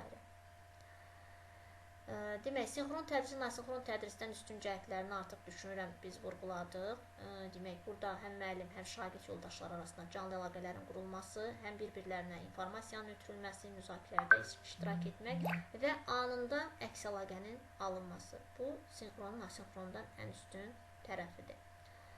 Və belə olan halda biri var, Əli saat 5-də girdi, baxdı tapşırığa, Vəli saat 4-də girdi, nə bilim, Nərgiz gecə saat 2-də girdi, baxdı tapşırığa. Bu hansı olacaq? Hansı olacaq? Fərqli vaxtlar. Bəli, asinxron olacaq. O zaman asinxron olursa, demək, onlarda sosiallaşma o qədər də güclü olmayacaq. Çünki söhbət eləməyə, müzakirə eləməyə heç kimsə yoxdur, hərə fərqli zamanlarda daxil oldu, düzdürmü? Düzdür, müzakirə zamanı birləşəcəklər asinxronda. Amma çox vaxt onlarda artıq fərqli mühitdə, fərqli zamanda, fərqli məkanda olurlar. O baxımdan da sinxron tədrisin üstünlüyündən biri də məhz o ünsiyyətin eyni anda, eyni zamanda, eyni məkanda qurulmasına görə onların sosial bacarıqlarının daha güclü inkişafıdır. Sinxronda sosial bacarıqlar daha güclü inkişaf edir.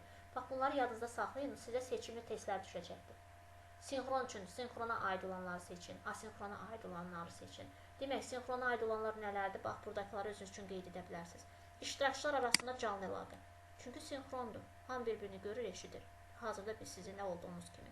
Şagirdlər və müəllim arasında məlumat və təcrübələrin ani ötürülməsi. Canlı və sürətli əks əlaqə. Dərslər hər dəfə əvvəlcədən müəyyən edilmiş eyni vaxtda. Biz də sizinlə eyni vaxtda keçirik.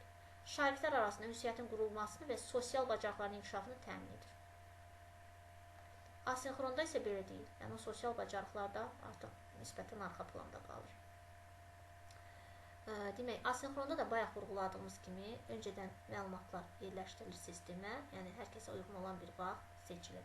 Amma ümumi müzakirələr zamanı hamı eyni auditoriyada toplaşır müəllimin təlimatı ilə. Asinxron dərslərdə spesifik olan məqamlar hansılardır? Əvvəlcədən hazırlanmış mühazirələr və ya video çarxlar öncədən qeyd etdiyim kimi yerləşdirilir. Kim hansı vaxtda, hansı saatda istəsə baxa bilir. Hətta tutalım ki, müəyyən bir məqamını dinlədi, sonra yoruldu, getdi bir stəkan çay içdi, gəldi davamını dinlədi və yaxud bir saatdan sonra dinləyəcək. Yəni, o artıq onun özündən asılıdır. Əsas odur ki, sonunda tapşırıqları tam işləmiş olsun. Diskusiya üçün yaradılmış onlayn forumlar. Sonra burada da onlayn forumlarda iştirakçılar istədikləri zaman sual verir və ya suala cavab yaza bilirlər. İstədikləri vaxt, bayaq dediyim kimi, ani geri dönüş yoxdur və vaxt məhdudiyyəti yoxdur. Kim nə zaman istəsə. Elektron poçt və ya digər mesaj ötürmə vasitələrindən istifadə. Yəni, tutalım ki, orada baxdı məlumatlara, məlumatın altından rəyini yazdı, göndərdi. Əlavə olaraq da keçdi elektron poçta bir dənə də e-mail yazdı müəlliməsinə və yaxud hər hansısa bir sinif yoldaşına. Düz bizdə bu o qədər də güclü inkişaf etməyib, onsuz da 2030-cu ilə kimi bu tələbdə artıq hər kəs bu şəkildə işləyəcək sizlərdə. Və bu il deyil də artıq rəqəmsallaşma başladığına görə düşünürəm növbəti ildən, üzümüzə gələn ildən artıq müəllimlər imtahanlarda həm sertifikasiyada nəzərdə tutulub artıq bununla bağlı proqramlar da işlənir, təqdimat da verilibdir. Demək, İKT bacarıqları da sorğulanacaq müəllimi. Bununla da bağlı tapşırıqlar, suallar çıxacaq qarşınıza. Bu il üçün yoxdur, növbəti ildən olacaqdır. Rəqəmsal tapşırıqlar və layihələr. Şagirdlər əvvəlcədən müəyyən olmuş zaman çərçivəsində hazırladıqları işləri rəqəmsal platformalar üzərində göndərə bilərlər. Və yaxud hər kəs layihə işləyirsiniz, hər kəs tapdığı tapşırığı, tapdığı informasiyanı yerləşdirir Google diskə və hər kəs üçün əlçatan edir qrup üzvləri tərəfindən. Hamı bir-birinin işini görür, baxır, rəy verir, fikir, münasibət bildirir. Canlı dərslər. Ənənəvi sinif otaqlarında da asinxron tədris mümkündür. Necə? Layihələrin müzakirəsi, icrası zamanı yaranan çətinliklərin həll edilməsi və s. Qeyd etdiyim kimi, müəyyən bir zaman, müəyyən bir mühitdə müəllim hamını bir araya toplaya bilər. Asinxronda da. Amma bu hər dəfən olmayacaq. Sinxronda isə, yəni məcburən dərs cədvəlinə əsasən hamı eyni anda yeni məkanda olacaq. Asinxron tədris həm onlayn, həm də canlı dərslərdə keçirilsə də, onlayn dərslər üçün daha rahat və məqsəd uyğundur. Cədvəl, işin icrası üçün müəyyən edilmiş zaman çevik olduğundan şagirdlərdə vaxt idarə etmə vəzifələri, zamanında icrası, bacarıqları, məsuliyyət kimi keyfiyyətin formalaşmasına çox imkan yaradır. Çünki baxır, tapşırığın son təhvil verilmə vaxtı, tutalım ki, birinci gündür. Baxır, 5-ci gündə, hardasa 2 günüm var. Bir də görəcəksiniz elə birinci günə bir gecə saat neçədə 2-3 saat keçməyinə qalmış tapşırığı yazdı, atdı ora. Amma məsuliyyət vardı o uşaqda. Bilir ki, bu son tapşırığın son zamanıdır. Bundan sonra sistem bağlanacaq, o tapşırığı işləyə bilməyəcək. Və elektron sistem elədir ki, hər kəsin işlədiyi bütün tapşırıqlar, yerləşdiyi bütün tapşırıqlar saniyə dəqiqəsinə qədər görünür. Necə ki, WhatsApp-da bizə bir mesaj gələndə baxırıq, görək saat neçədə göndəriblər, hansı dəqiqə, hansı saniyədə, hansı tarixdə. Tarix yuxarısında yazılır, aşağısında da saat neçədə, neçə dəqiqədə, hansı saat, hansı dəqiqədə göndərilir. Eyni qaydada da yəni yerləşdirilən materiallar o şəkildə sistemdə öz əksini tapır. Nə zaman yerləşdirilir, məktub göndərilirsə nə zaman göndərildiyi öz əksini tapır. Asinxron tədrisin sinxron tədrisdən üstün tərəfi nədir? Öyrənmə şagirdlərin özünə uyğun və rahat vaxtda baş verir.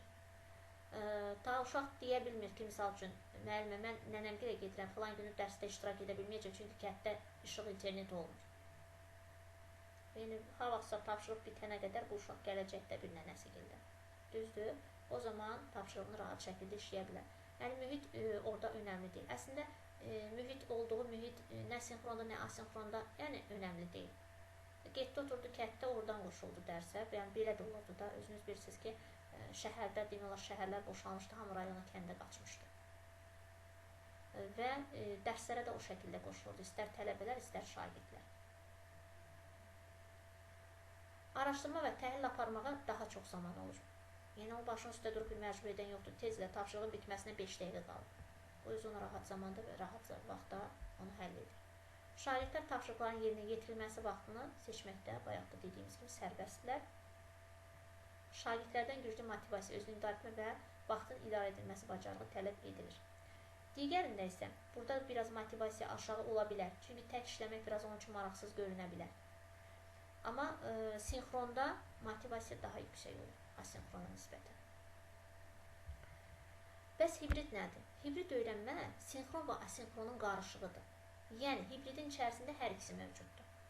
Həm burada müəyyən dərs saatları, müəyyən zamanlar ola bilər. Yadınızdadır, pandemiyanın son günlərinə doğru tam məktəblər açılmamış. Arada gah məktəbə gəldilər, gah dərslərinizin yarısını gah online keçirdiniz, gah məktəbdə. Düzdürmü? Bax, o hibrid idi. Artıq bura həm sinxron, həm asinxron qarışmışdı. Yəni, bu hər ikisinin qarışığı artıq hibriddir. Ona görə burada da vurğulanır demək, bir hissəsini canlı, bir hissəsini online şəkildə, həmçinin sinxron və asinxron formada keçirilən dərs formasıdır. Sonra asinxron tədris, sinxron tədrislə kombinə olunaraq tətbiq edildikdə daha çox faydalı olur. Yəni, həm materialların orada olması, həm dərs cədvəli mövcud olması, həm şagirdlər üçün, tələbələr üçün müəyyən zamanın verilməsi. Ona görə hibrid daha, belə deyək, rahatdır.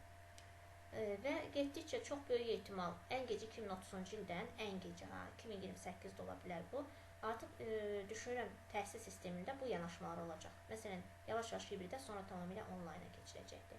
Bu həm təbiətin qırılmasını, dağılmasını, həm belə deyək də, yəni şəhər sıxlıqlarının aradan qaldırmasını da təmin edəcəkdir. Hibrid təlimə keçsək, qeyd olunan kimi olacaqdır yanaşmalar, istər universitetlərdə, istərsə də təhsil məktəblərində.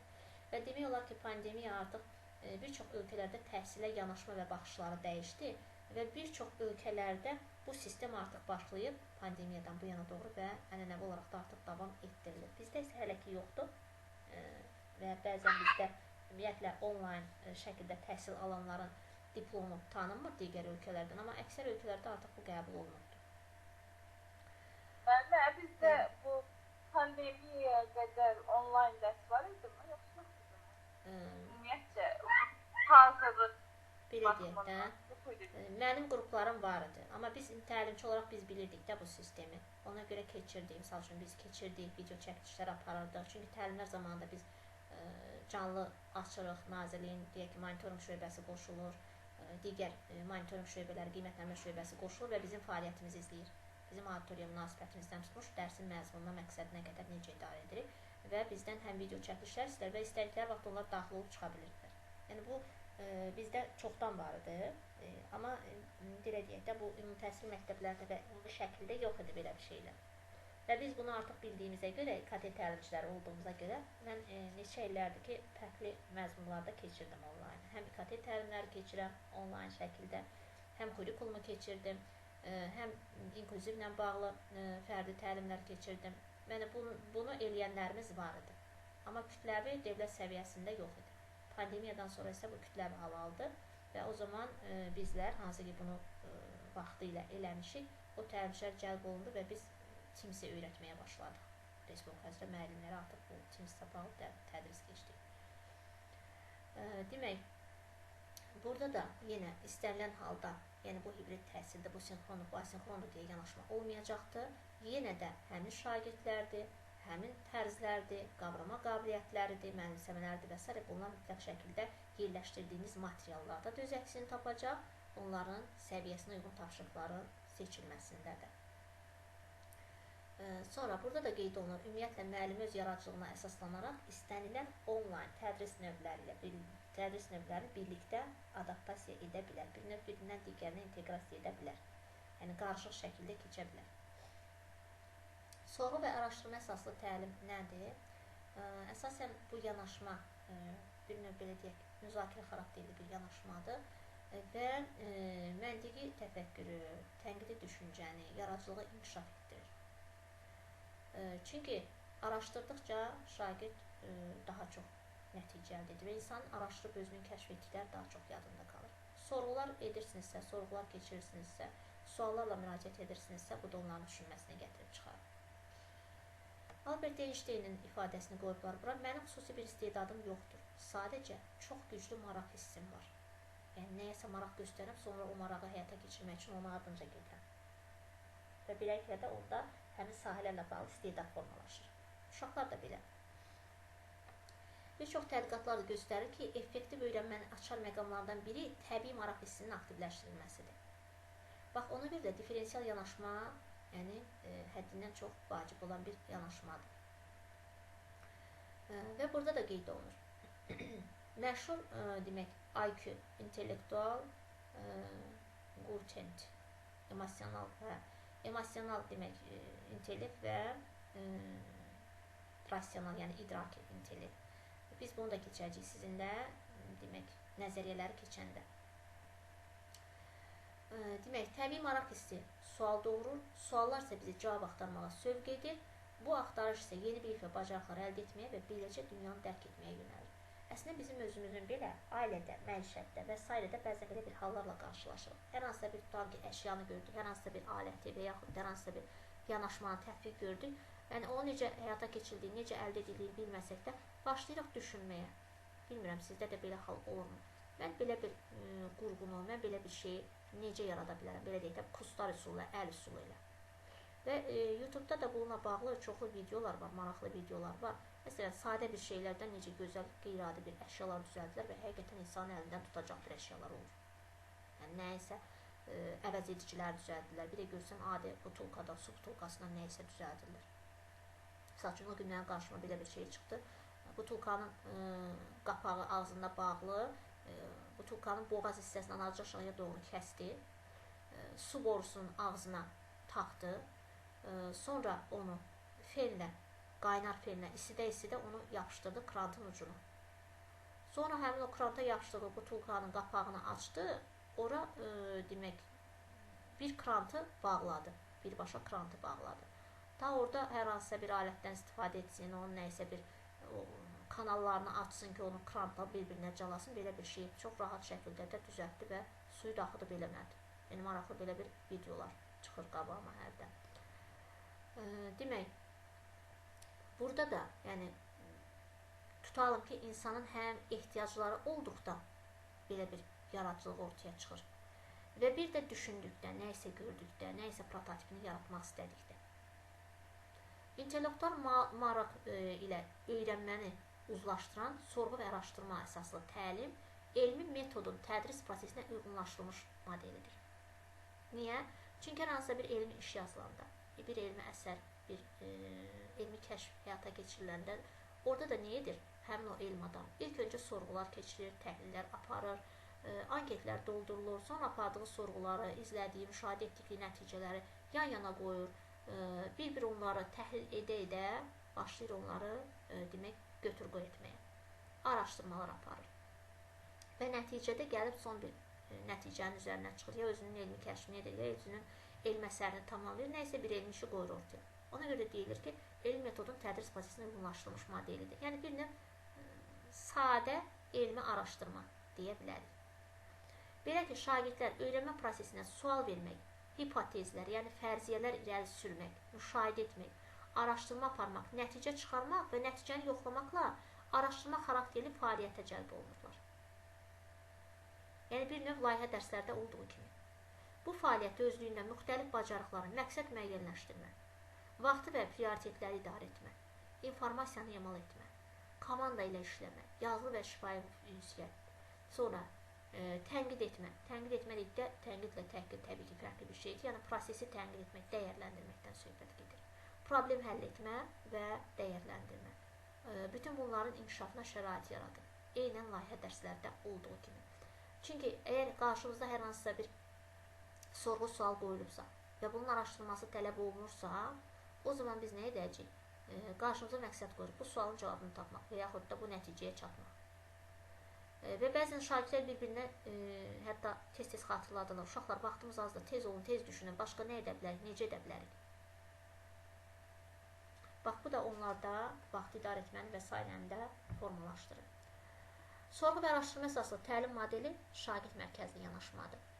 Bunu da özünüz üçün qeyd edə bilərsiniz. Çünki bu cür yanaşmalar layihə əsaslı dərslərdir, qeyri-standart dərslərdir, sonra çöl dərsləridir, ekskursiya dərsləridir. Bunlar şagird mərkəzlidir.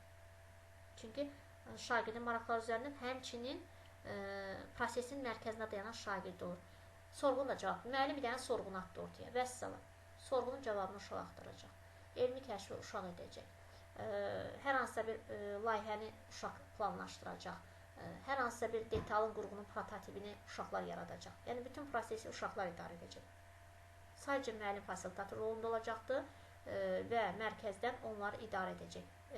Hardasa ilişib qaldıqları bir yer varsa, tutalım ki, scaffolding edəcək, ya hər hansısa bir yanaşma, hər hansısa bir istiqamət verici fikri ortaya atacaq. Demək, informasiyanı pasiv şəkildə qəbul etməkdən daha çox elmi məlumatın birbaşa şagirdin iştirakı ilə araşdırılması nəzərdə tutur. Bayaqda vurğuladığım kimi. Yəni, biri var hazır informasiyanı mən ötürüm. O zaman yadlarında qalmayacaq. Müəyyən bir müddətdən sonra yaddan çıxacaq. Biri var özləri axtarırlar, arayırlar, təhlillər aparırlar, məsələləri, əldə etdikləri nəticələri, topladıqları bütün informasiyanı götür-qoy edirlər. Və özləri son nəticəyə gəlirlər. Təbii ki, müəllim son nəticənin nə olacağını bilir. Amma hazır informasiyanı niyə ötürsün ki? O zaman uşaqlarda o yaradıcılıq qabiliyyətini bloklamış olacaqdır, təfəkkürlərini bloklamış olacaqdır və dərs artıq müəllim mərkəzi və mühazirə xarakterli keçəcək. Bu cür yanaşmalar isə uşağı davamlı olaraq həm zehnini, həm də hər tərəfli uşağı fəaliyyətdə saxlayır. Hər tərəfli. Və sinifdə dərs heç vaxt sönük keçmir bu cür yanaşmada. Çünki hər kəsin məşğul olacağı bir iş var. Hər kəsin bir tapşırığı var.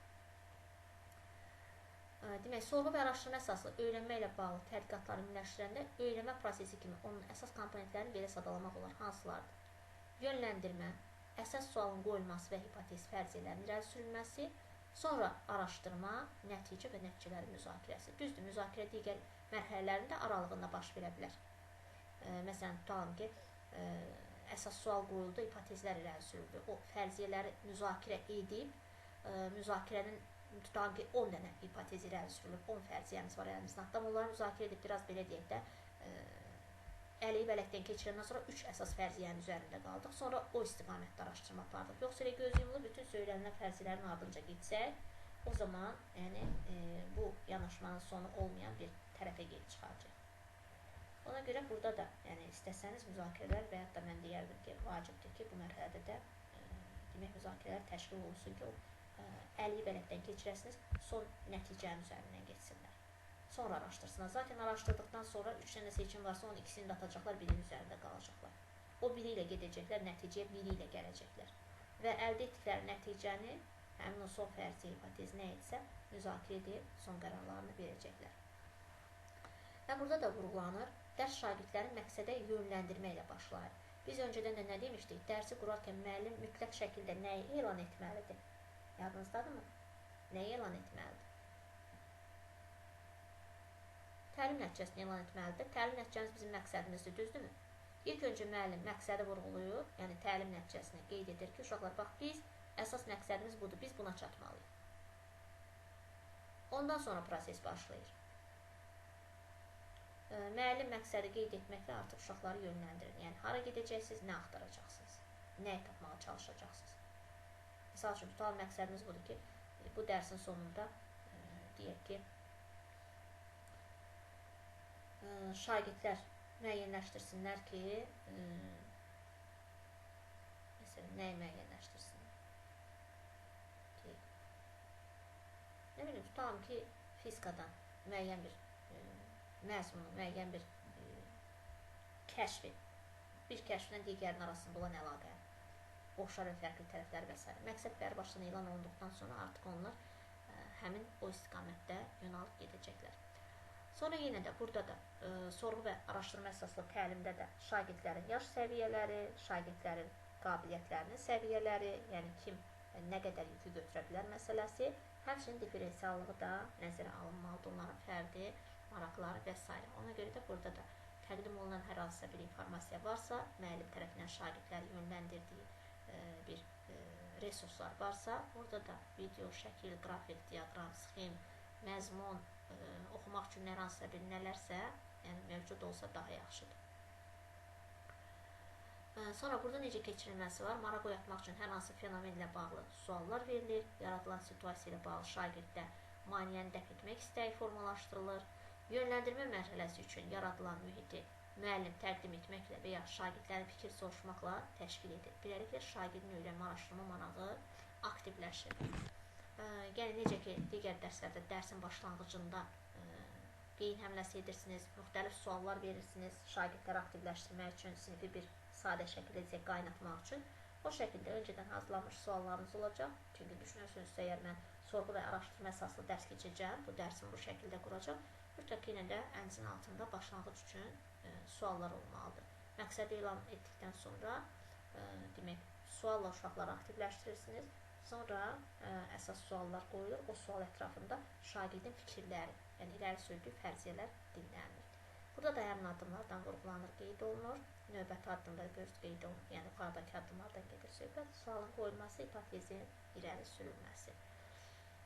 Və suallar da elə qoyulmalıdır ki, bizi əsas məqsədimizə götürsün. Yəni başlanğıcda mən nəyə nail olmaq istəyirdim? Şagirdlərlə birgə hansı təlim nəticəsini reallaşdıracaqdım, ona yönəlsin. Və burada da uşaqlardan gələn fikirlər, hipotezlər əgər görürüksə, yanlış istiqamətdə yönəlir. Yəni, demək, burada fikir aydın deyil və yaxud da mənim müəllim olaraq qoyduğum sualı düzgün istiqamətdə qoymamışam ki, mənim düşündüyüm fərziyyələr gəlmir uşaqlardan. Çünki sualı mən yaratmışamsa, təxmin biləcəm də bu uşaqlar təxminən hansı cavabları verə bilər. Artıq təxminlər edirəm.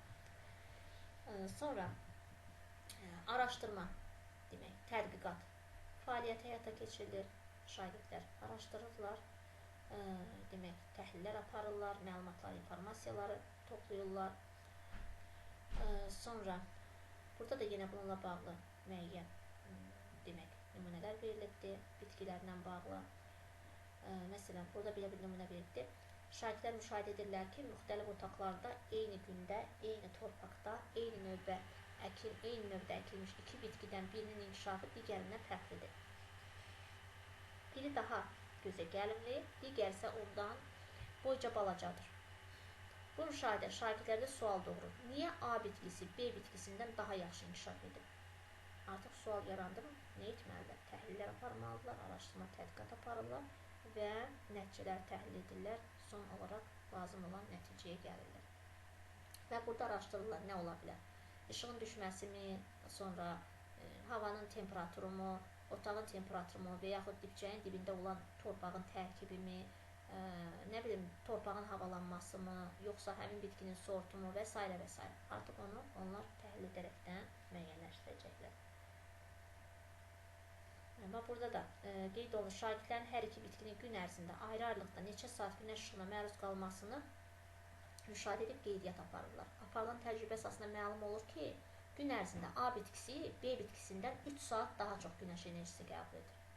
Eksperimentin nəticəsi olaraq şagirdlər qeyd edirlər ki, Su, temperatur və işıq bitkinin inkişafına təsir göstərən amillərdir. Bizim də əsas məqsədimiz nə idi? Şagird bitkinin inkişafına təsir göstərən amilləri şərh edir. Deyək ki, təlim nəticəmiz bu idi. Burada da artıq hansı məqsədlə, hansı yanaşmadan istifadə etdik. Yəni, bu yanaşmadan istifadə edib dərsi daha maraqlı vurduq və özləri kəşf edib tapdılar. Mən informasiya ötürsəm yadlarından çıxacaq. Müəllim, nə demişdiniz? Biri su idi, biri temperatur, biri nə idi yadımdan çıxıb. Artıq onu özləri kəşf etdi, öz kəşfləridir. Sonra, yəni bir növ kiçik bir elmi iş apardılar, düşünün ki. Tədris prosesində biologiyada və kimyada, təbiət ümumiyyətlə fənlərində artıq bilirsiniz, bu 5Y modelindən istifadə olunur. Bəzən labisin rast gəlmiş olasınız 7Y modeli və s. Bununla bağlı bizdə ayrıca təlimlər də var. Mən özüm də bununla bağlı seminarlar və təlimlər dəfələrlə keçmişəm. Bilmirəm, iştirakınız olub yoxsa yox. 5Y modeli nədir? Yəni, burada 5 mərhələ öz əksini tapır. Və niyə Y? Çünki ingilis dilindən tərcümədə hər mərhələ Y hərfi ilə başlayır. Tam ki, ingilis dilindən birinci il bizdə maraq oyatma M hərfi ilə başlayırsa, onlarda engage, yəni Y hərfi ilə başlayır. Araşdırma bizdə A hərfi ilə başlayır, onda explore bu şəkildə E ilə başlayır. Yəni, hər demək mərhələdə ingilis dilindən tərcümədə bu sözlər Y hərfi ilə olduğuna görə 5Y dərs modeli adlanır. Burada birinci mərhələdə nədir? Adından da göründüyü kimi, bu mərhələnin əsas məqsədi şagirdlərdə maraq oyatmaqdır. Və bu marağı oyatmaq üçün artıq siz pedaqoq olaraq bilirsiniz, müxtəlif maraqlı suallar verə bilərsiniz, кейslər təqdim edə bilərsiniz ki, o uşaqların ilkin maraqları yaransın. Araşdırma nədir? İkinci mərhələdə artıq şagirdlər hər hansısa bir sizin maraq oyatdığınız, yönləndirdiyiniz, verdiyiniz suallar ətrafında müzakirələr edəcəklər və araşdırma aparacaqlar. İzah etməyə gəldikdə 3-cü mərhələ. Burada şagirdlərin fəaliyyət mərhələsində əldə etdikləri bilikləri ümumiləşdirir və təlim nəticələrində nəzərdə tutulan anlayış, termin və qanunauyğunluqları birbaşa təqdim edir. Burada artıq tam anlama baş verir, çünki onlar artıq izah etmə mərhələsindədirlər. Möhkəmləndirmə.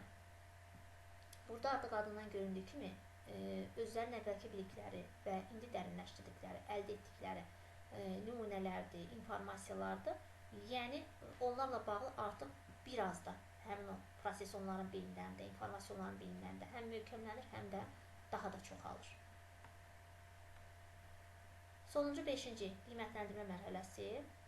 Əslində qiymətləndirmə dərsinin istənilən mərhələsində aparıla bilər, amma burada 5Y modeli olaraq sonda, yəni mərhələlərə bölünmüş şəkildə sonda göstərilir bu, sonuncu mərhələ olaraq.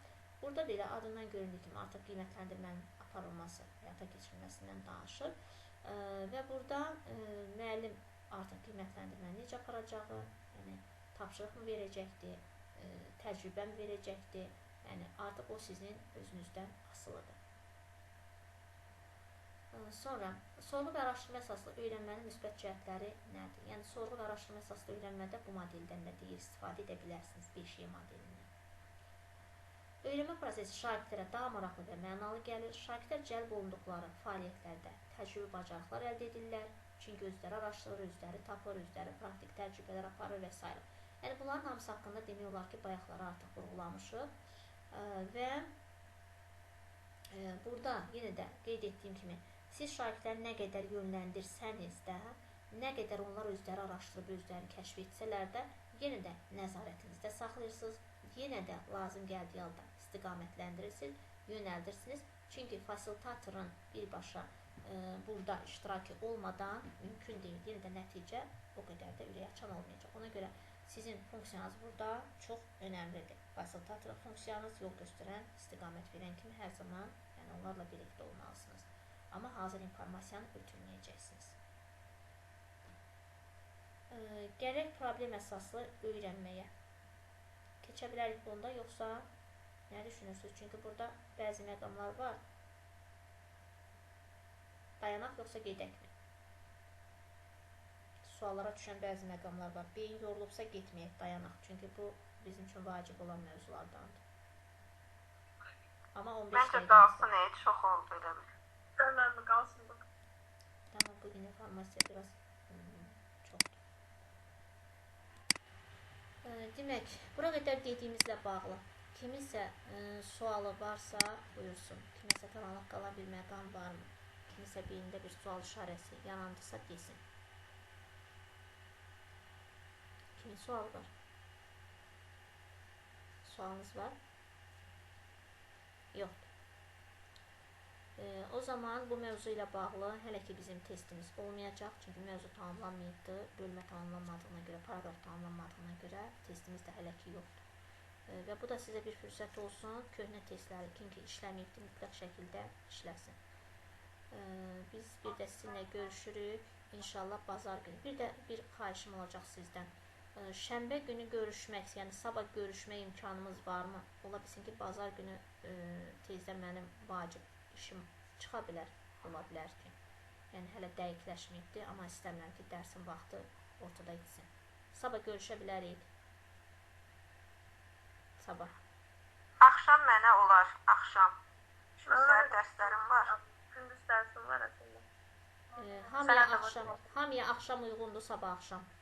8 də ola bilər. Afət müəllimə sizə uyğundur. Axşam 8 olar. Afət müəlliməyə uyğundur, bildiyim qədər. Vəfa müəlliməyə uyğundur. Cəmilə müəllimə sizə? Olar. Mirvari müəllimə sizə uyğundur? 8 dedikdə Aygün müəllim. Olar. Sevil müəllimə uyğundur sizə? Çox gözəl. Yeganə müəlliməyə də yəqin ki uyğundur. Emil müəllim uyğundur sizə?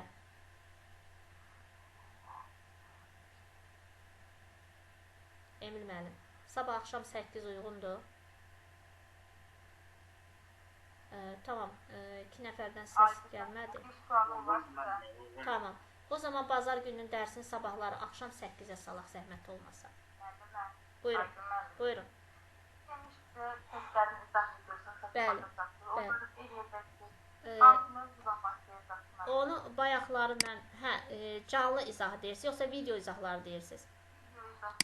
Video izahları mən qoymuşam bura, amma orada nəyisə bloklayıblar, ya neyniyiblər bilmirəm. Sonuncuları yükləyə bilmirəm. Bayaq mən elə başlanğıcda göstərdim. Yəqin siz gec qoşuldunuz, onu görmədiniz. Baxın, elə burada yenə də gözləmədəyəm. E-mail yazmışam. Keçən dəfə də belə olmuşdu. 5 gün mü, 6 gün mü nəyisə belə sistem bağlandı, sonra açıldı. Baxın, hamısı buradadır. Həm dərslər buradadır, göz kuyukumda. Həm də test izahları görürsünüz, burada hamısı var. Köhnələr də var, təzələr də var. Sadəcə mən onu, baxın, hamısı var burada. Amma mən onu sizə göndərə bilmirəm və yaxud da indi mövcud olan sonuncuları bura yükləyə bilmirəm. Yəni, prosesi idarə edə bilmirəm. Orada məni müəyyən bir məqama qədər gəlir, sonra bloklayır, deyir, yoxlamalar qeydir, yəni sistem hələ yoxlayır. Məndə də özümünküdür də, yəni plagiat deyil, bir şey deyil, amma yenə sistemdir də. Bircə dəfə belə olubdur, yenə açılacaqdır yəni. Açılan kimi göndərəcəm. Mövzu burada neçə oldu nömrəsi? Demək, indi keçdiyimizi deyirsiniz. İndi keçdiyimiz problem əsaslı təlimə qədər gəlirik. 2.1.13 birini diferensialın testini yaza bilərsiniz, yoldaşlar. Diferensial təlimin testini yazırsınız. Demək, 2.1.12-nin testini yazırsınız. 2.1.12-nin testini yazırsınız. 2.1.13-ü yazmırsınız hələ. Onun da testi az olmalıdır, 2.1.12. Yazın. 2.1.13-ü çünki yarımçıq qaldıq. Problem əsaslı təlimdə qaldıq. 2.1.13 səhifə 93-də qaldıq. 2.1.13 səhifə 93. İstəyirsiniz qeyd edin orada özünüz üçün. 2.1.12-nin testi. Mən indi qrupa da yazacağım. 2.1.13 test yoxdur. Səhifə 93-ə qədər.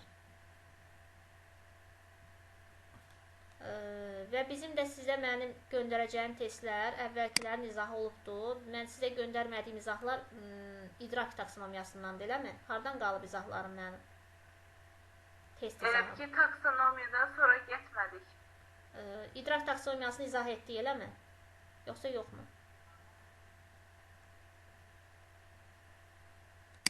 Yəni, siz mənə deyil, zəhmət olunsa bir xatırlatma edin. Biz idrak taksonomiyasından bu yana elə bil ki, testlərimiz... Fəaliyyət və onun növlərini keçdik, düzdür. Bunu təhlil etmişik.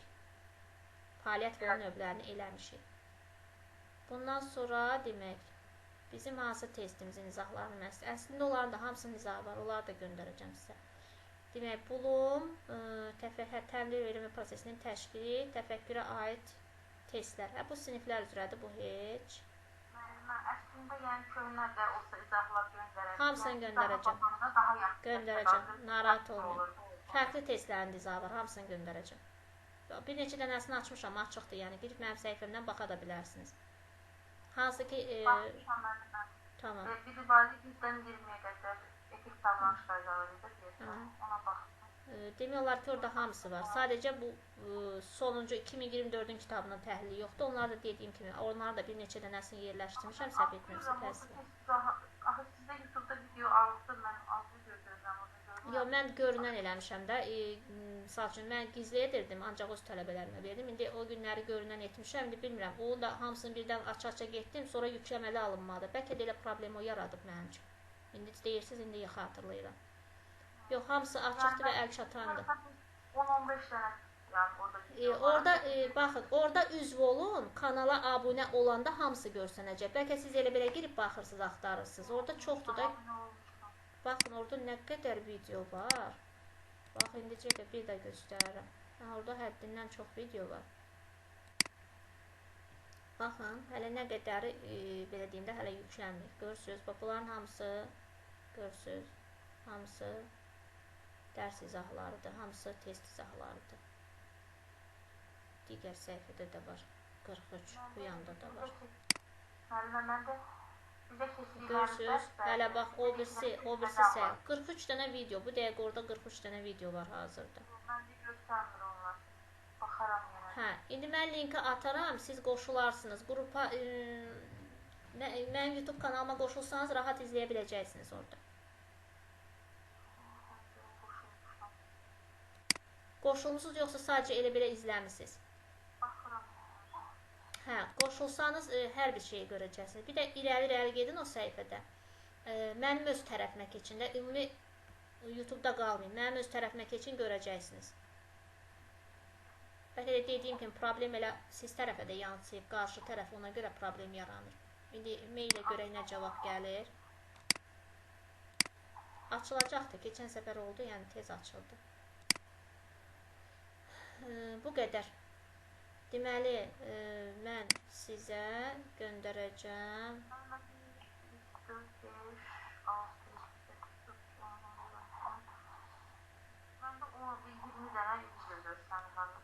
Baxacam, bəlkə o birisilər, çünki bir gündə bir neçə videonu açıq etdim. Bəlkə də 10-15 dənəsini, 20 dənəsini bilmirəm. Yenə baxacam. Demək, MetaK 215-i mən sizə göndərməliyəm. 215. Düz 21 12-də daxil olmaqla, çünki indi 12-ni yazacaqsınız. Mən 4 saat öncə bir dənə video yüklənirdi. Yəni, onlar yüklənməyib hələ. Videolar gözləmədən bilənmirəm. Həll edəcəm o problemi, narahat olmayın. Bax, görürsünüz, mən öz səhifəmə keçirəm, hər şeyi orada görürəm, hamısı orada var. Amma qarşı tərəf sizdədir. Məndən də belə, sadəcə 20 dənə video görsənir, qalanı yoxdur. Nağda orada bu dəqiqə 43 dənə videonu mən görürəm özüm. Gördünüz də, göstərdim sizə də. Narahat olmayın, problemi həll edəcəm. Yəni, bəzən olur belə hallar. Arda-arda bəlkə çox yüklərdim, bəlkə sistemi çox açdım, hər kəs üçün əl çatan etdim deyə, bəlkə o da ola bilər ki, nəysə. Bəzən eyni gündə bir neçə proses olanda, sistem şübhələnir ki, görən bu nəyidir. Ona görə yoxlamalar olur. Yəni, belə hal anlaşılandır. Elə çox mənim yadıma düşmürdü ki, nədən baş verib deyə düşünürdüm. Ola bilsin ki, yəni, o videoları sürətli həm yükləmişəm, həm də hər kəs üçün əl çatan eləmişəm. Ola bilsin ki, onlar düşünürlər ki, nəysə elə bir kontentdir ki, misal üçün, bu cəmiyyət arasına yayımlamaq olmaz, bəlkə orada vəhşiliklər var, bəlkə orada, nə bilim, insana qarşı, bəzən oraya deyirlər ki, kontinent bağlanıbdır, çünki orada insana qarşı ölüm, itim, nə bilim, nələr var, Allah göstərməsin. Elektron sistemdir də, yanan robot yoxlayır. İnsan deyir ki, baxan kimi deyək ki, hə, burada testi tapşırıqdır, dərs izahıdır. Bu qədər yoldaşlar. O zaman sabahları axşam saat 8-də inşallah sizlərlə görüşürük. Bazar gününüzü də tam olaraq özünüzə sərf edib istirahət edərsiniz. İştirakınız üçün də təşəkkür edirəm. Görüşənə qədər Allah əmanət olun. Sağ olun. Sağ olun. Sağ olun.